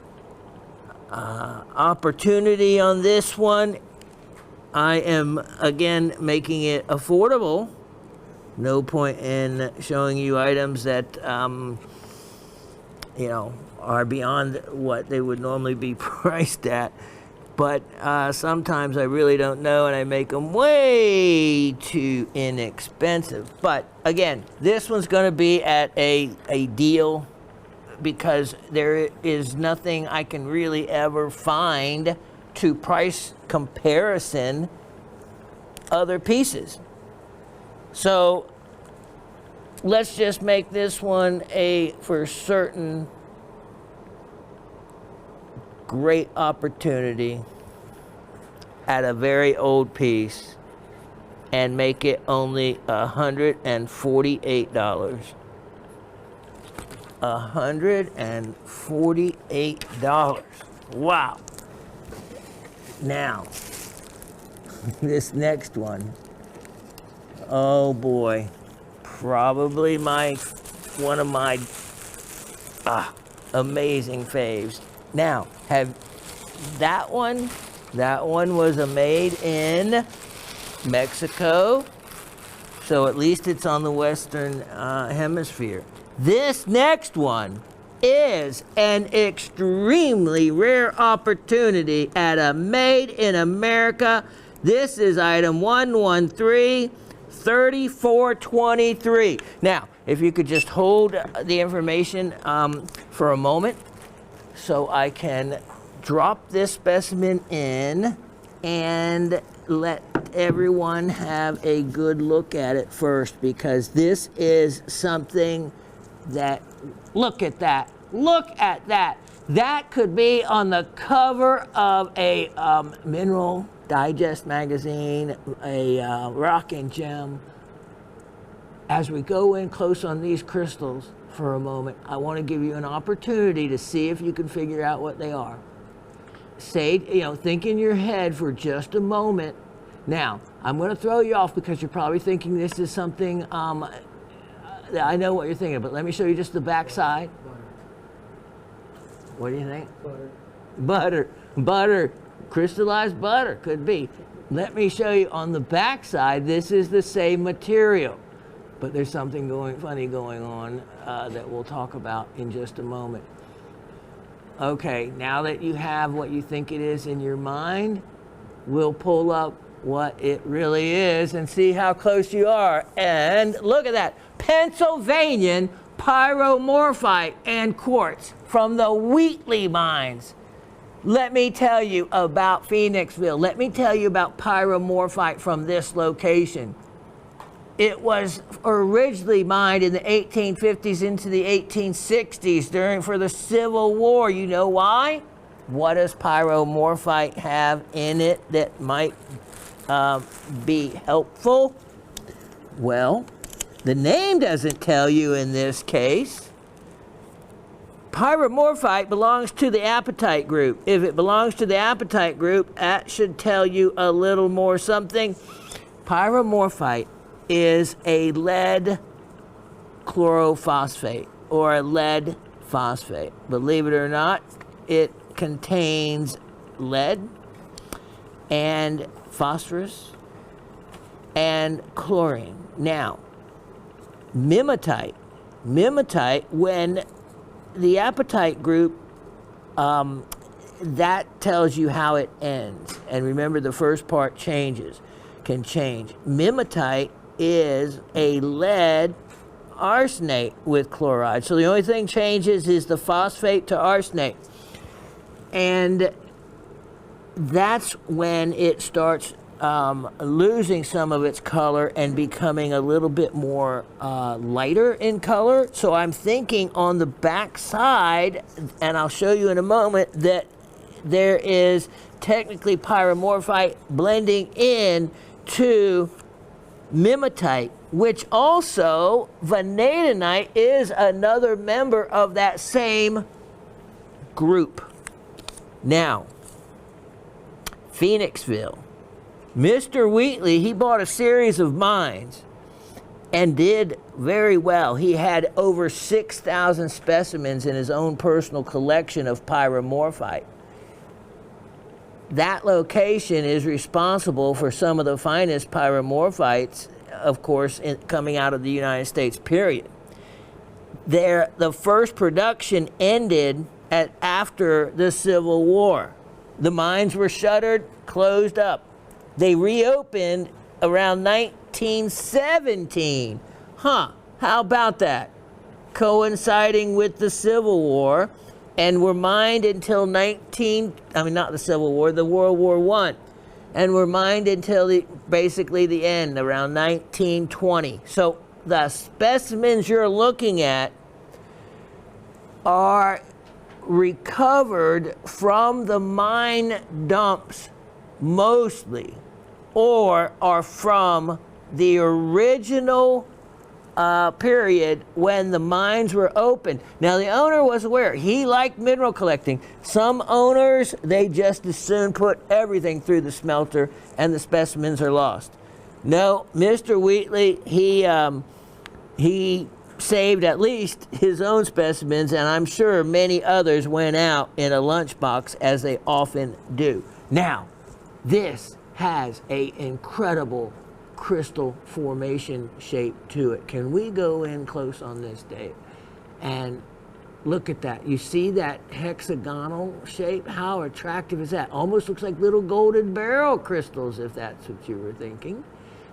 Beautiful, beautiful reflections off the side. There's often striated sides. Look at this quartz. Also, when you look really close at some of the quartz, when you get this at home, you'll find little other quartz crystals. Now, this is what is so weird, fluorescence. I checked this side. For the most part, I didn't see much fluorescence, but look at this. On the other side, you see how much lighter color these crystals are? They're pretty much probably pyromorphite, maybe blending into a mimetite, but the fluorescence was such that they turn white. They turn white. They lose their color altogether. And it was pretty neat, because I haven't seen many things that fluoresce a true white, and these did. This is a double-sided along with every side. Look at this. Here we go. Right in there. Let's look in there. Look at that. Look at that. There's a neat little, what is that type of formation? Something to be discovered. It looks like maybe a metallic ore. Look at these. Look, see that? Oh my goodness. Look at the dendritic formation to that. And then we'll just spin it around real quick here. Every side has something to look at. This is a marble, and it self-displays on a side without doing any harm. Beautiful, beautiful, beautiful. And rare collectible item from a very desirable locality. And pyromorphite actually means, you should know this by now, pyro means fire, morph means to change. So if a little crystal falls off, get your little torch out, you know, the little kind you can buy with the bottle and the screw on top. Because when you melt the crystal, it will melt into a ball, and while it's cooling, it will crystallize out. Hence the name pyromorph, meaning to change in fire. Isn't that cool? You know, I'm going to find me a little crumb to do that with. That would be cool. Price on this, only $188. A true made in America specimen for only $188 on that one. Wow. All right, now. Dave, that's beautiful. That is beautiful work there, my man. Okay, let me show everybody item 112, 7323. 112, 7323. This is an on sale special. And this goes way back in its history. Hold on, here we go. And let me show you. Wow, look at that, look at that, against, this is natural color. This is natural color. Mother Nature is amazing. What a contrast. All right, so we'll remove the other, even though it looks beautiful in the backdrop. Look at that. That is, needless to say, Lightning Ridge opal. And these that you see, okay, if I turn it this way, you don't see them at all. But if I turn it this way, oh, here we go. These streaks right here, those are not crazing. They're not cracks. They're nothing but color bands. They just are a little bit of, like, instead of an occlusion, it's just a color that goes through there. And see, you turn it like that and it's gone. So just letting you know, look at those angles. Look at the greens. Look at the blues. So look at the black. All right, so that is truly on the scale of Lightning Ridge black opal, which they have come up with a grading scale. I actually have it, and maybe we'll show it to you when I have more time on another day. But it goes by the darkness of the body color, and N1 being the darkest. N5, it starts becoming too gray by the time you're to N6 and N7. It can't be called a black opal. Look at that dark base. Now this is the natural clay and sandstone. Now remember, I have been out to Lightning Ridge. I have spent weeks in New South Wales and in the mines and in the recreational club, because even the wild, you know, Australia's like the Wild Wild West except no guns. And so it's funny, you go out to Lightning Ridge and the only way you can, like, quote, drink is you have to buy a membership, like for an outsider like me, by the day. So you pay like $3 to go in a, quote, club. So all of a sudden you've joined this club because it's legal to drink in a club. And it's just a farce. It's kind of funny. But it was after a rugby game, and you know, rugby players make our football players look like they're playing tiddlywinks. That game, I don't think there was a one that came off that field without a bloody something or another. Rugby is one, I mean, no pads, no anything, and these guys are short and stout. Yeah, I was quite impressed with my first rugby game that I got to see in Lightning Ridge, Australia. Isn't that a cool place to see, to be able to say that? All right, look at the polish on this. Okay, look at that dark.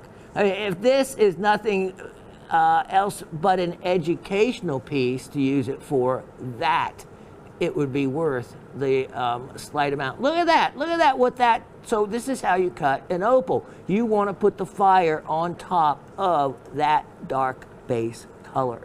And that is exactly what I did here. Yep, I did this. So remember that batch of opal I talk about? I found this one in there too. They wouldn't have even gone along with this one. They would have culled it out.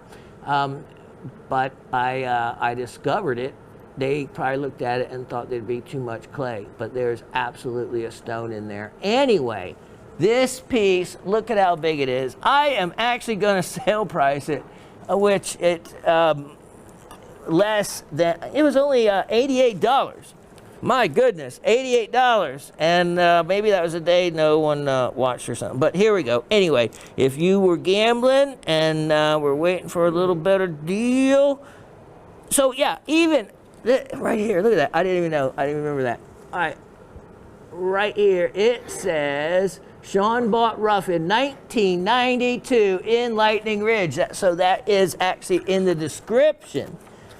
Isn't that cool? I didn't even know I did that. So anyway, you know, to be less than $88 for the weight that this is, kind of silly, but here we go. Let's make it $58. How's that grab you? $58, and it weighs 5.56 carats. So, you know, just at, you know, if I would have seen that, I probably would have made it 55 just for $10 a carat. But no, that's it's too cheap. $58 is close enough. $10 a carat, basically. Come on. How can that not, someone not get that for $10 a carat? Wow. Upstairs would be going crazy for that. I could put that up in auction upstairs and it would run up, I guarantee you, to $500. But, you know, that's another story. Okay, listen, I have a opportunity on one of the last golden barrels from Russia that I have, and you know, you're not going to be getting much of that material.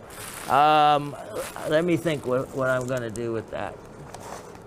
Oh yes, here. If I would have forgotten to show this, all right. I'll tell you what, let me get this cleaned up and I'll get this stone ready, and I'll be right back. One of the rarest gems you will ever see faceted by Shawn. If I believe it's in the graphics that it is cut by Shawn. Now, normally I wouldn't lay claim to a stone like this. Hey. Wow. You can see I got a couple of jokers right there. Wouldn't want to play cards with them. Bastnäsite. Now, let me show you. Look at the pavilion facets, actually reflecting light, okay?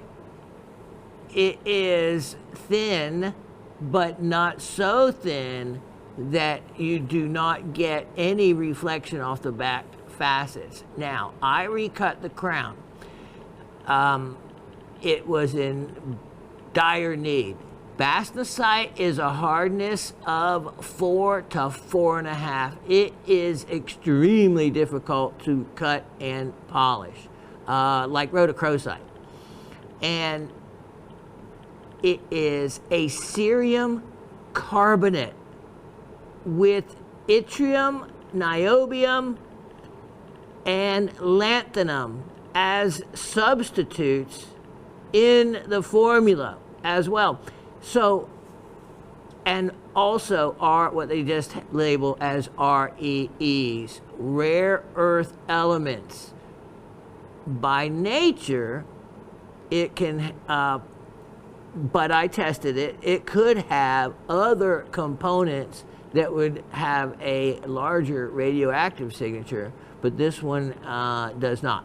So it is weak on thorium, put it that way. You can see the shallow pavilion, but still, because I cut the crown, improved the facets of the crown, we still have a the ability, look at that, to get a reflection back off of those facets. Now here's the other cool thing you're seeing. To see the red-orange colors, you can, there's two optical properties going on here. There is a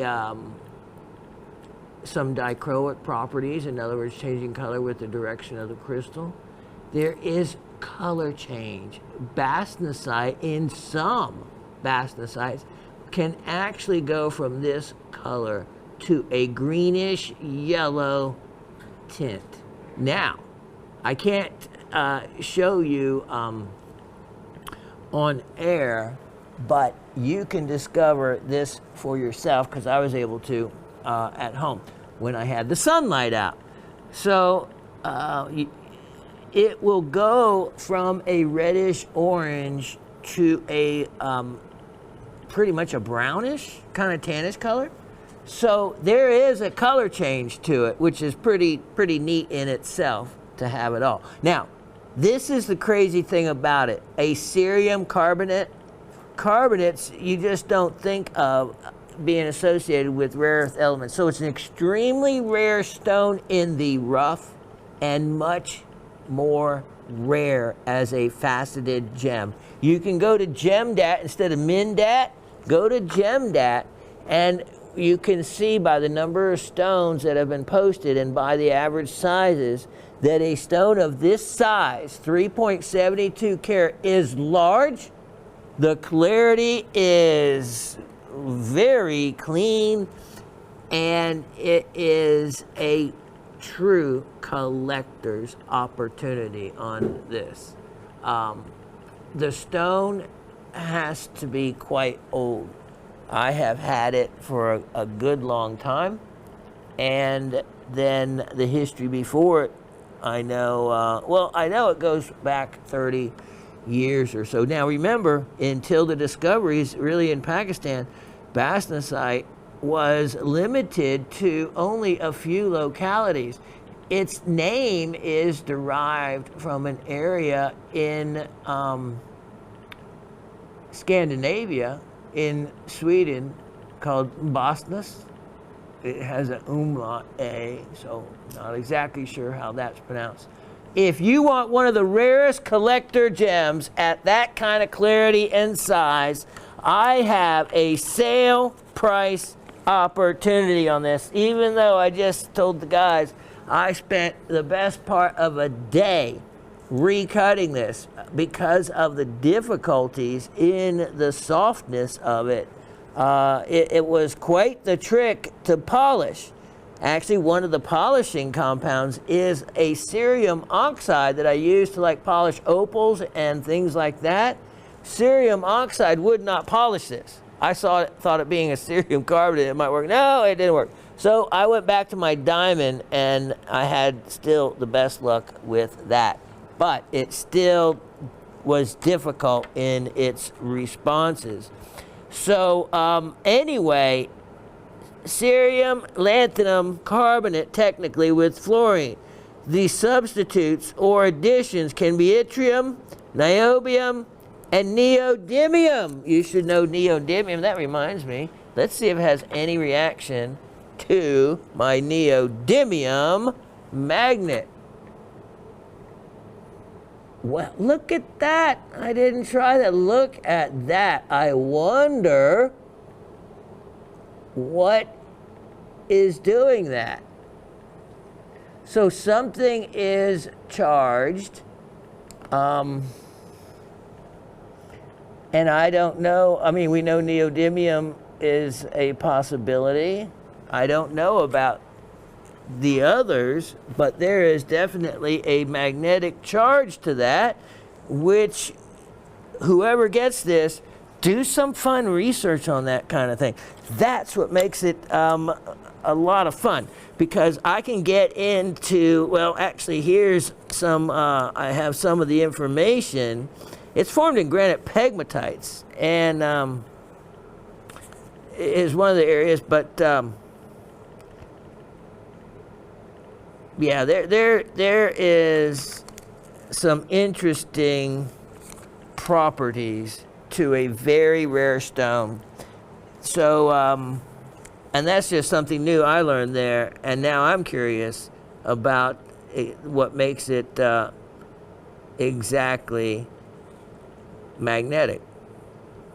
Pakistan, what a great country it has become for some minerals that were not even available financially to anybody, let alone any kind of enough quantity to make it to a show or make it to be offered to where I could even get in on some of these goods. So, but again, every discovery ends, and many of these that 10 years ago, 15 years ago, oh, this is great in the market, we see it now.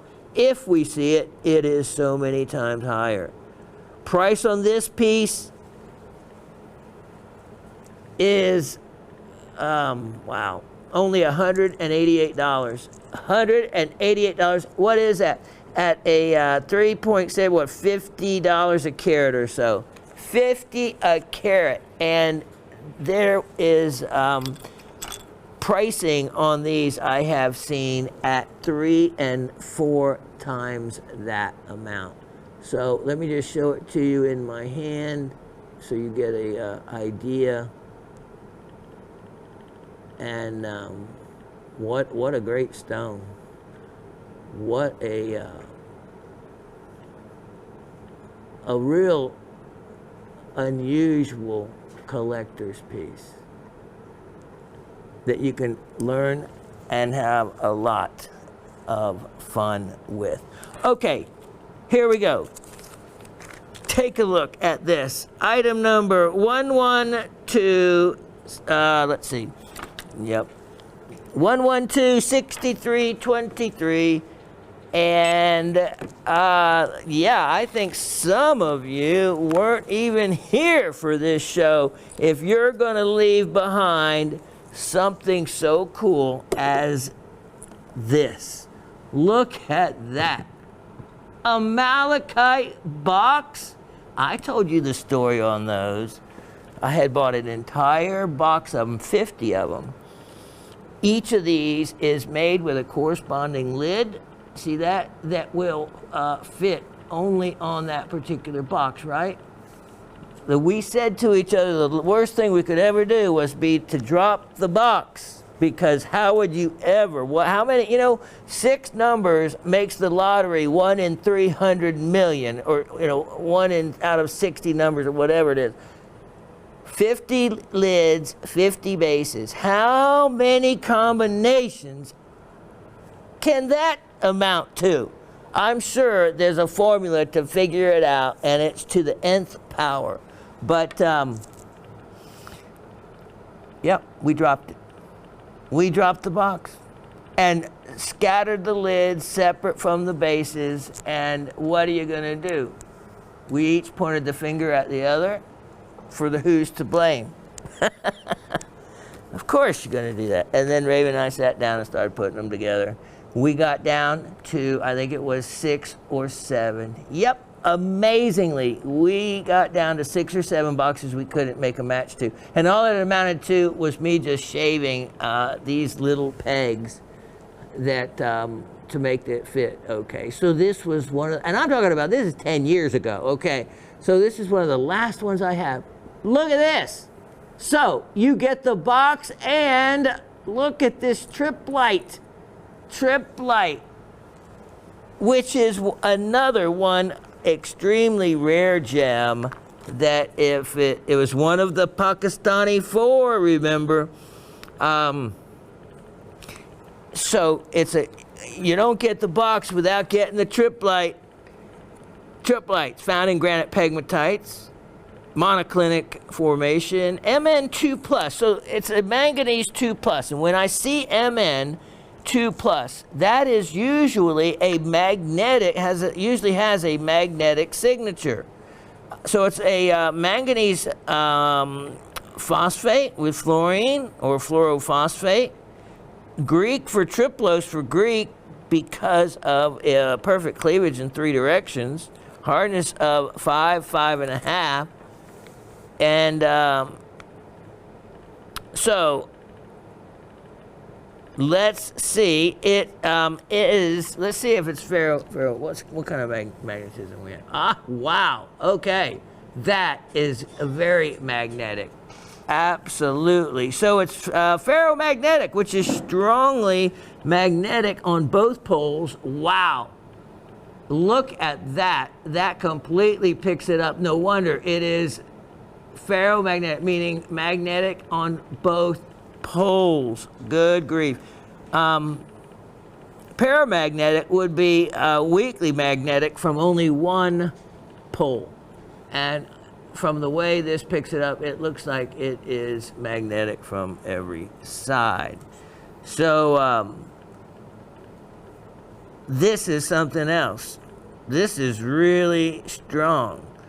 And the Mn2+ magnetic response is because the 2+ has unpaired electrons that can spin and align themselves, thus creating a strong magnetic response. That is really cool. That is exciting. I did not do that before. Look at that. You know, the garnets, even the iron garnets, we can drag them, we can pick them up for a moment, and then they drop off.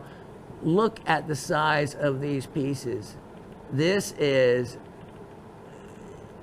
definitely a very magnetic situation. What's this? Look at that. Okay, so from a distance I might say, all right, what is that? Is that a garnet or something? As soon as I would do that, I would say no. I have not seen any iron garnets have a pickup reaction that strong. So since I don't have it listed as anything else, look at that. Wow, that is a freebie, a triplite.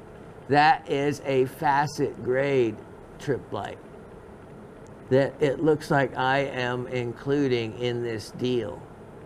What in the world am I thinking? My goodness. Wow. Wow, look at that. Look at that. I bet Anthony would like to get a hold of that one. Look at how rich. See, look at the how dichroic it is. Okay, see the color? It is in that direction, and then let me just turn it this way, and it has a different color range. Wow, that is a rich looking piece of rough. Thank you, sir. As are these others. You just don't notice them until you put them up and look at them, because look at this one. This is a gorgeous pink. Look, there's crystals for you. There's some crystals, and look at that pink color. And if we hold just one moment right there, let me look at that. Okay, so you get a box of Triplite, a malachite box of Triplite, and I tell you what, I'll make it a sale price. Not much room to go on this guy because the box alone is got a really nice cool factor. But let's make it the box and the Triplite a discounted amount to $88. Only $88 on that. Wow. That's a good deal. Okay, now, what is this? Oh yeah, let me show you this.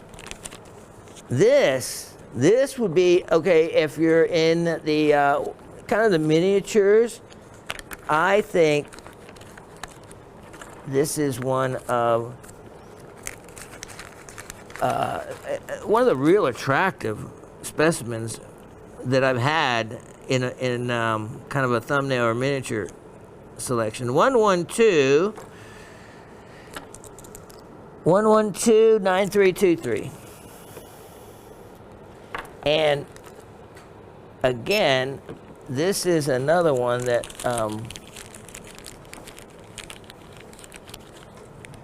yeah, so let me clean up this little box. Look at this. These are so beautiful. Triplite in a malachite box. Now remember, malachite is what I use to stop the U-238 from emitting its radiation, and it does. It stops every bit of it. So, not that Triplite is radioactive, but that's a neat box to have if you do have something you want to protect. Okay, let me show you. Look at this. Look at this specimen. Look at the color of that blue. That is a, look at that. Look at the clarity, Namibian material. Okay, and you see that reflection on the surface? On the very surface when I turn that. Okay, you see that? Everything matters. And everything tells a story. So you can see kind of the crystalline outline where it kind of stopped. Now look at, there's a little, looks like a shoral needle right there. That's just using my eyes. And oh, look at the aesthetics to this. Look at these, or this other crystal coming down, and you can see where another crystal had formed and laid right there against it. Look at that. And then look at the shoral, the black tourmaline crystal and base that these tourmalines are on. You can actually see this tourmaline having formed around that shoral. And can we go, or I can, there we go. Now let's do this. And look, now look at that. Great job there, Dave. Okay. Look at that beautiful color. Then look up here. Look at the additional crystallization, and that's feldspar, and probably maybe albite, feldspar. Look at those beautiful feldspar crystals. So you have shoral tourmaline, feldspar. You can see just what a powerful pegmatite that this was, because this is the classic kind of minerals you find in a pegmatite. Look at that now. Tell me that that's not a facet grade gem in there. Wow.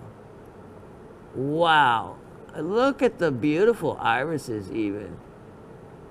and natural color. This blue, all natural.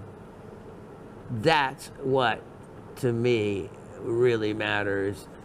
Let me do one more thing and just light this up from a little bit low. Look at that so I can see it. There we go. Okay, you see why I did that? Look at the, oh, great job, Dave. Look at that inner formation. Sometimes you can catch phantoms you wouldn't normally see. Now, if we do this, and I see it in hydro, this is the other way you see it in hydros and things, is by backlighting. So I'm not going to look anymore, because in the Rongo material, there is the opportunity to find a water bubble, and it would make a big difference in price. Look at that color. Look at that color. All the way through. You can see my fingers down there. Wow. Thank you, sir. Look at that. That is electrified. That's what I mean. You know, in a blown-up version of that, yeah, they're beautiful and all, they're great to look at, but who can afford those kind of specimens? And then you'd be, you know, you'd have to insure them at home. You'd be terrified of anyone touching them, you know. And something like this, you can be hands-on. And it's small, it's affordable, and yet in its own world, it is simply, simply beautiful. Now, one like this, I should not even, look at how just attractive that is. Consider a sale price. But I said I was putting up some things for sale. This is going to be one of them, and wow. To make it and drop it from what it was to only $98. $98.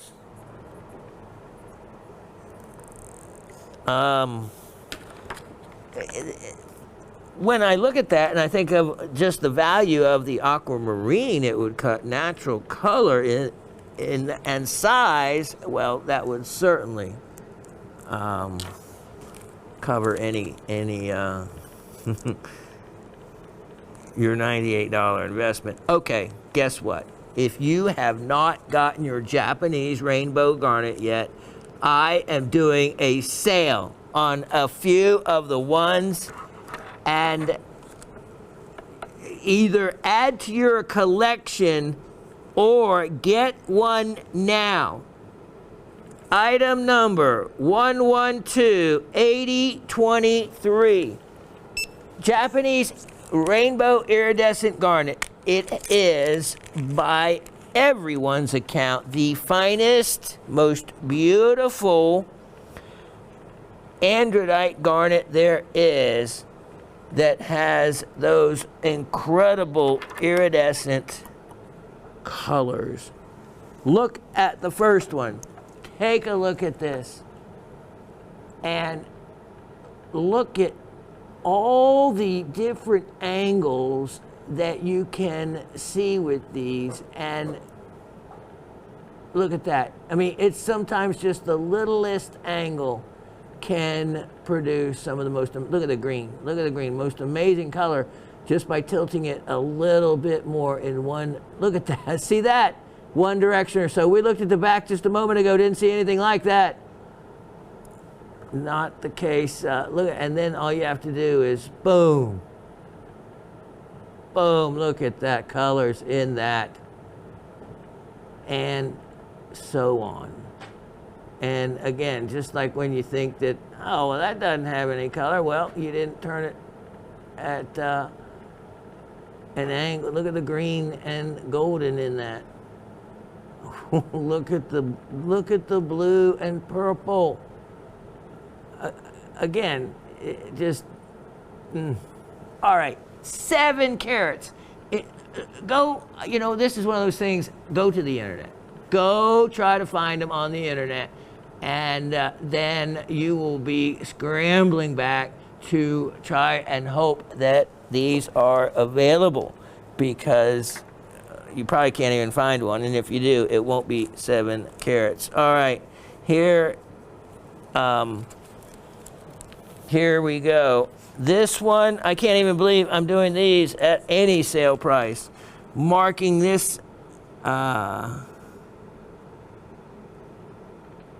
this beauty down.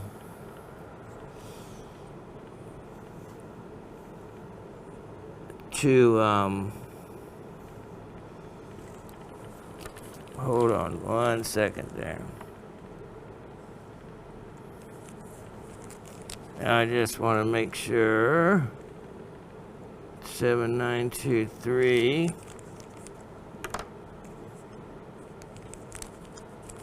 All right.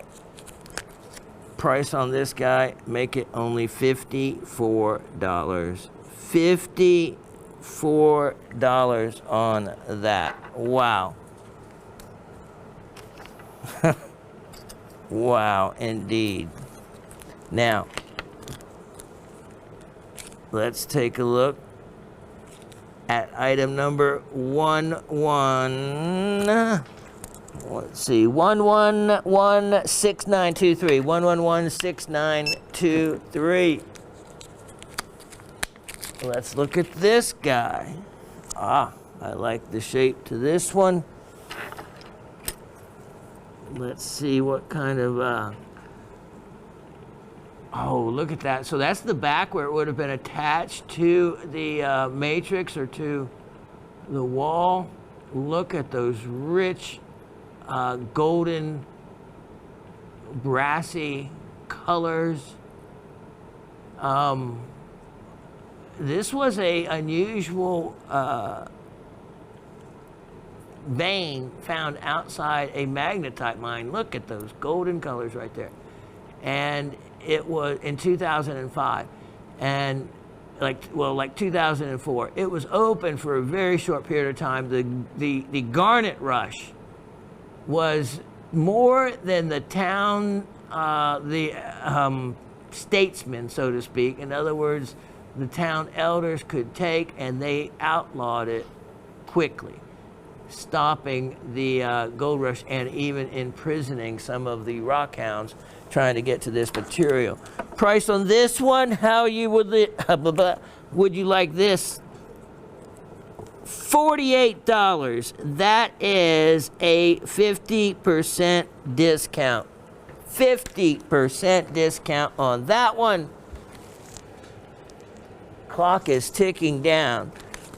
Let me we'll feature those two special deals there for you. Now, here is the other opportunity. Item 112-8423. 112-8423. This is your chance to get in on a collection that has 2 Beryl specimens. The key being the very hard to find golden Beryl of Russia. And the other one, a Orongo Namibian aquamarine. So you have 2 Beryl. Look at that blue. That is a really strong blue. And look at that beautiful shoral tourmaline crystals coming off of there.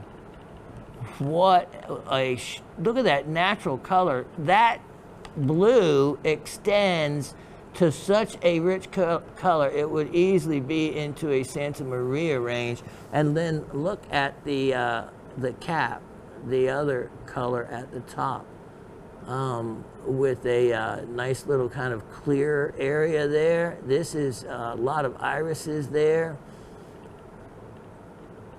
This is a natural face with then some growth stepping right there. And then look at this. This has, again, multiple colors. And wow, 2 incredible specimens. Look at those. Beautiful. And I don't have other Russian barrels. You guys have bought them all. I've offered them all to you. So here's a chance. Get in on both of these. They were only $138. You know, I have really nowhere to go in price. I'll tell you what, I'll do the two of them. Unbelievable, only $118, knocking off $20. That is a large percent, and it would be worth it just to get that golden beryl piece. Now, let me show you. I have a 1110-723. I have a special on a diamond, and we talked about naturals, and naturals are original little faces of a diamond that are often left in the stone so that by cutting it out you would lose too much weight, and for one reason or another it is left uncut, and it's usually to save weight. Let me show you.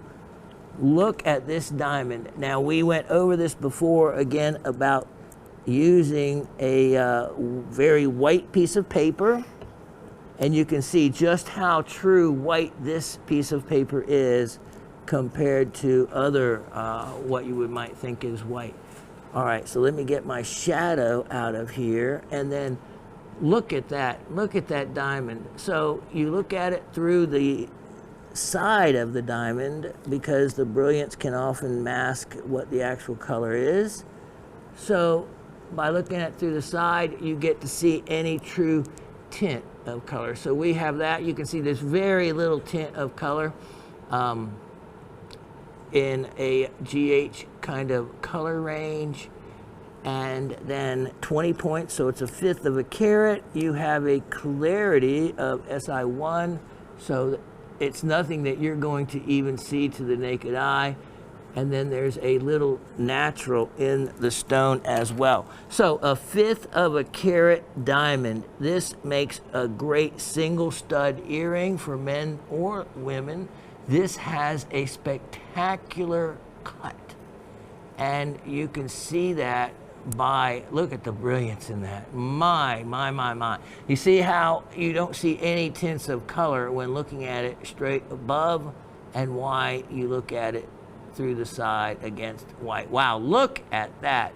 And then the girdle, the little part that goes around it, I'm not looking at it with a loop, but it does look like it's faceted as well. So that is a really extra bonus. We'll let that stone spin a minute, and believe it or not, this was already marked way down, but I am going to do a, how about 1/5 of a carat diamond for $88? $88, 1/5 of a carat diamond. Wow, what an opportunity. And I tell you what, that will wrap the show up. Many other things to show you, but that will wait for another day. I'll be right back with the trivia. Okay, so last week everyone did really well with the trivia, and Charles, it sounds like you need to bring Heidi in on helping out there. She at least heard that I asked the and told the information about the last week's question. So yeah, and I hope your wrist is all better, or almost all better. And I'd like to see a picture of that material. You can send me, that'd be cool. Okay, so the backdrop, I didn't get to everything I wanted to. There were some other really cool things, but there's going to be more. And this being the holiday weekend, I had some other disastrous things having occurred. Yeah, we'll talk about that. But I didn't get to do everything I wanted to do. But again, like I said, Penny, I did get your rings done. They're coming to you. I don't know what to say. I feel horrible for you, having lost your mom, and you know, I have lost both my parents, and you know, it's funny, even at 62, I feel like an orphan. I feel like, you know, golly, there's no one there, you know, to be a parent. And sometimes I think I still need some parenting. Not so much for advice, but for a shoulder to cry on. All right, so have a couple of trivia questions. Going to have another, this is the 300th show, so thank you all for supporting this for 6 years, 300 shows worth of time, effort. You know, if I'm standing up there getting an award for something, I would owe every bit of it to Asif, to Dave, to Kevin, to Christy, to Uriel, to Shawn, to Sarah, to Susan. I could name every single person that's been part of this show. I have that great a respect for them, and that much thanks for, you know, keeping us here that long. And I think of so many other people that would do anything to have the support that I have and that Gem Shopping brings to this show, that I am truly, truly fortunate. I mean, to have HD cameras at the highest level and, you know, zooming in with cameras that cost, you know, so much more than what anybody else trying to replicate this on their own on the internet just would never, ever, you know, they'd be using their phone on a selfie stick kind of thing. And I am always grateful, and it is never but one moment's thought out of my mind about just how fortunate I feel to be able to bring you these pieces with the best equipment and best people behind it I could ever hope for. 300 shows and counting, and we're going to keep counting, because you know what? 4,000 specimens, and we got a long way to go. So, yeah. All right, ready, set? Question number one. Again, remember, you can watch the show as many times as you want, up to the point of right now. And then, you know, so go watch the show again if you want. But once you hear the trivia question, then no replaying. You can use your notes all you want. And you can see, like last week, Miss Penny, the winner, how perfect is that? You know, I had no idea she was going to win. And, you know, it's her and her wonderful son, who's been a member of the rock group here for a number of years now, and is the man of the house. And, you know, there were 2 pieces of copper.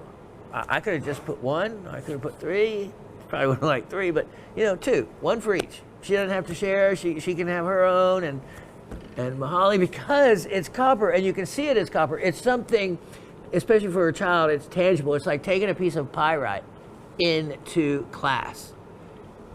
Kids can associate, they may not know what pyrite is, but fool's gold. They'll know what fool's gold is.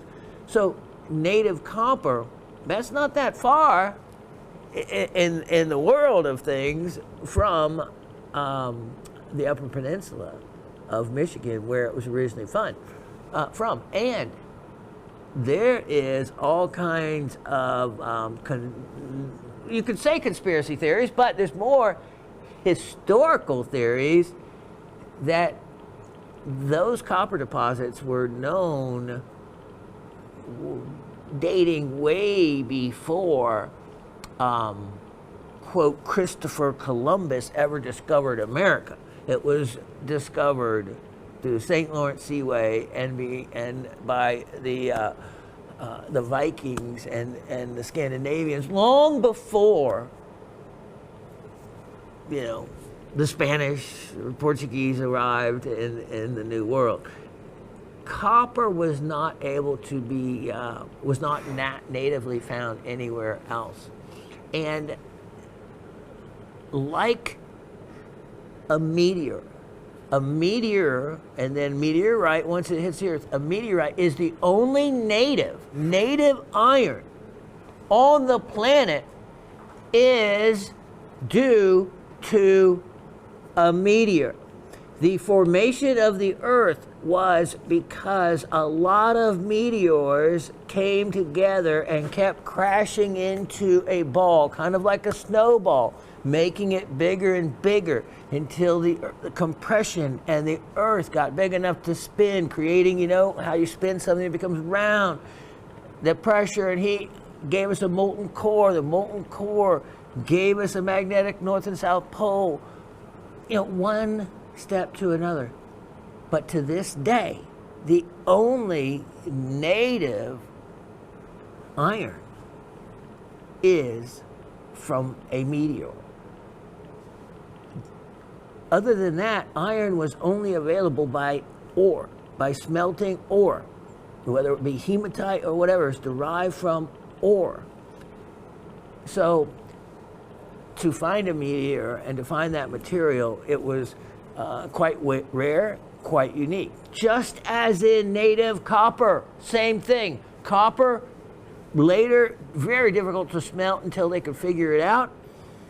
Prior to that, where is a native copper deposit? People would travel around the world for something such as native copper. And they did, and they did. And that area is producing native copper to this day.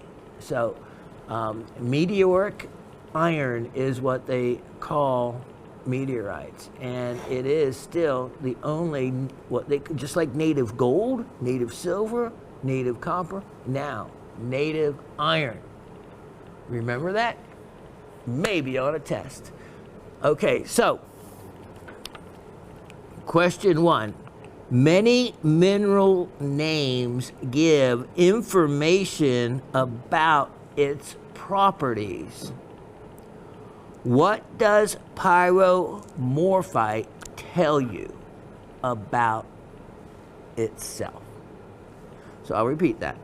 Many minerals names, and you know I won all for that. A mineral name having information in the name. And of course my favorite being, I think, Carbonite.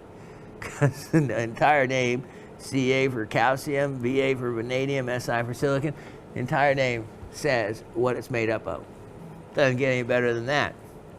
So many minerals names give information about that mineral's properties. What does Pyromorphite tell you about its properties? Question number 2. Calcite is a family member of what mineral group? Calcite is a family member of what mineral group? Okay, that's it. 2 easy ones, right? Yeah. So, hey, on a roll. Supposed to have, by the time I see you again, the roof on. Another story we won't go into, but there's a story there. So anyway, I hope all of you are starting to cool down. I looked at the weather coming up in like a week. Supposed to be down to 59 degrees at night here. Well, that's here. 56 degrees over up in the holler where I live. So we're about 1,500 foot elevation. Makes a difference. And nothing but woods around us. No concrete jungle for me. All right. God bless all of you with love and heartfelt thanks for the 300 wonderful, wonderful shows, for all of you and for everybody that has helped me continue on and to produce this show. I am most grateful. And you, Miss Penny, and your loss of your mother, heartfelt thoughts and prayers to you as well. And yeah, so everybody, keep continuing to have a wonderful September, and I will look forward to seeing you next Monday. Cheers.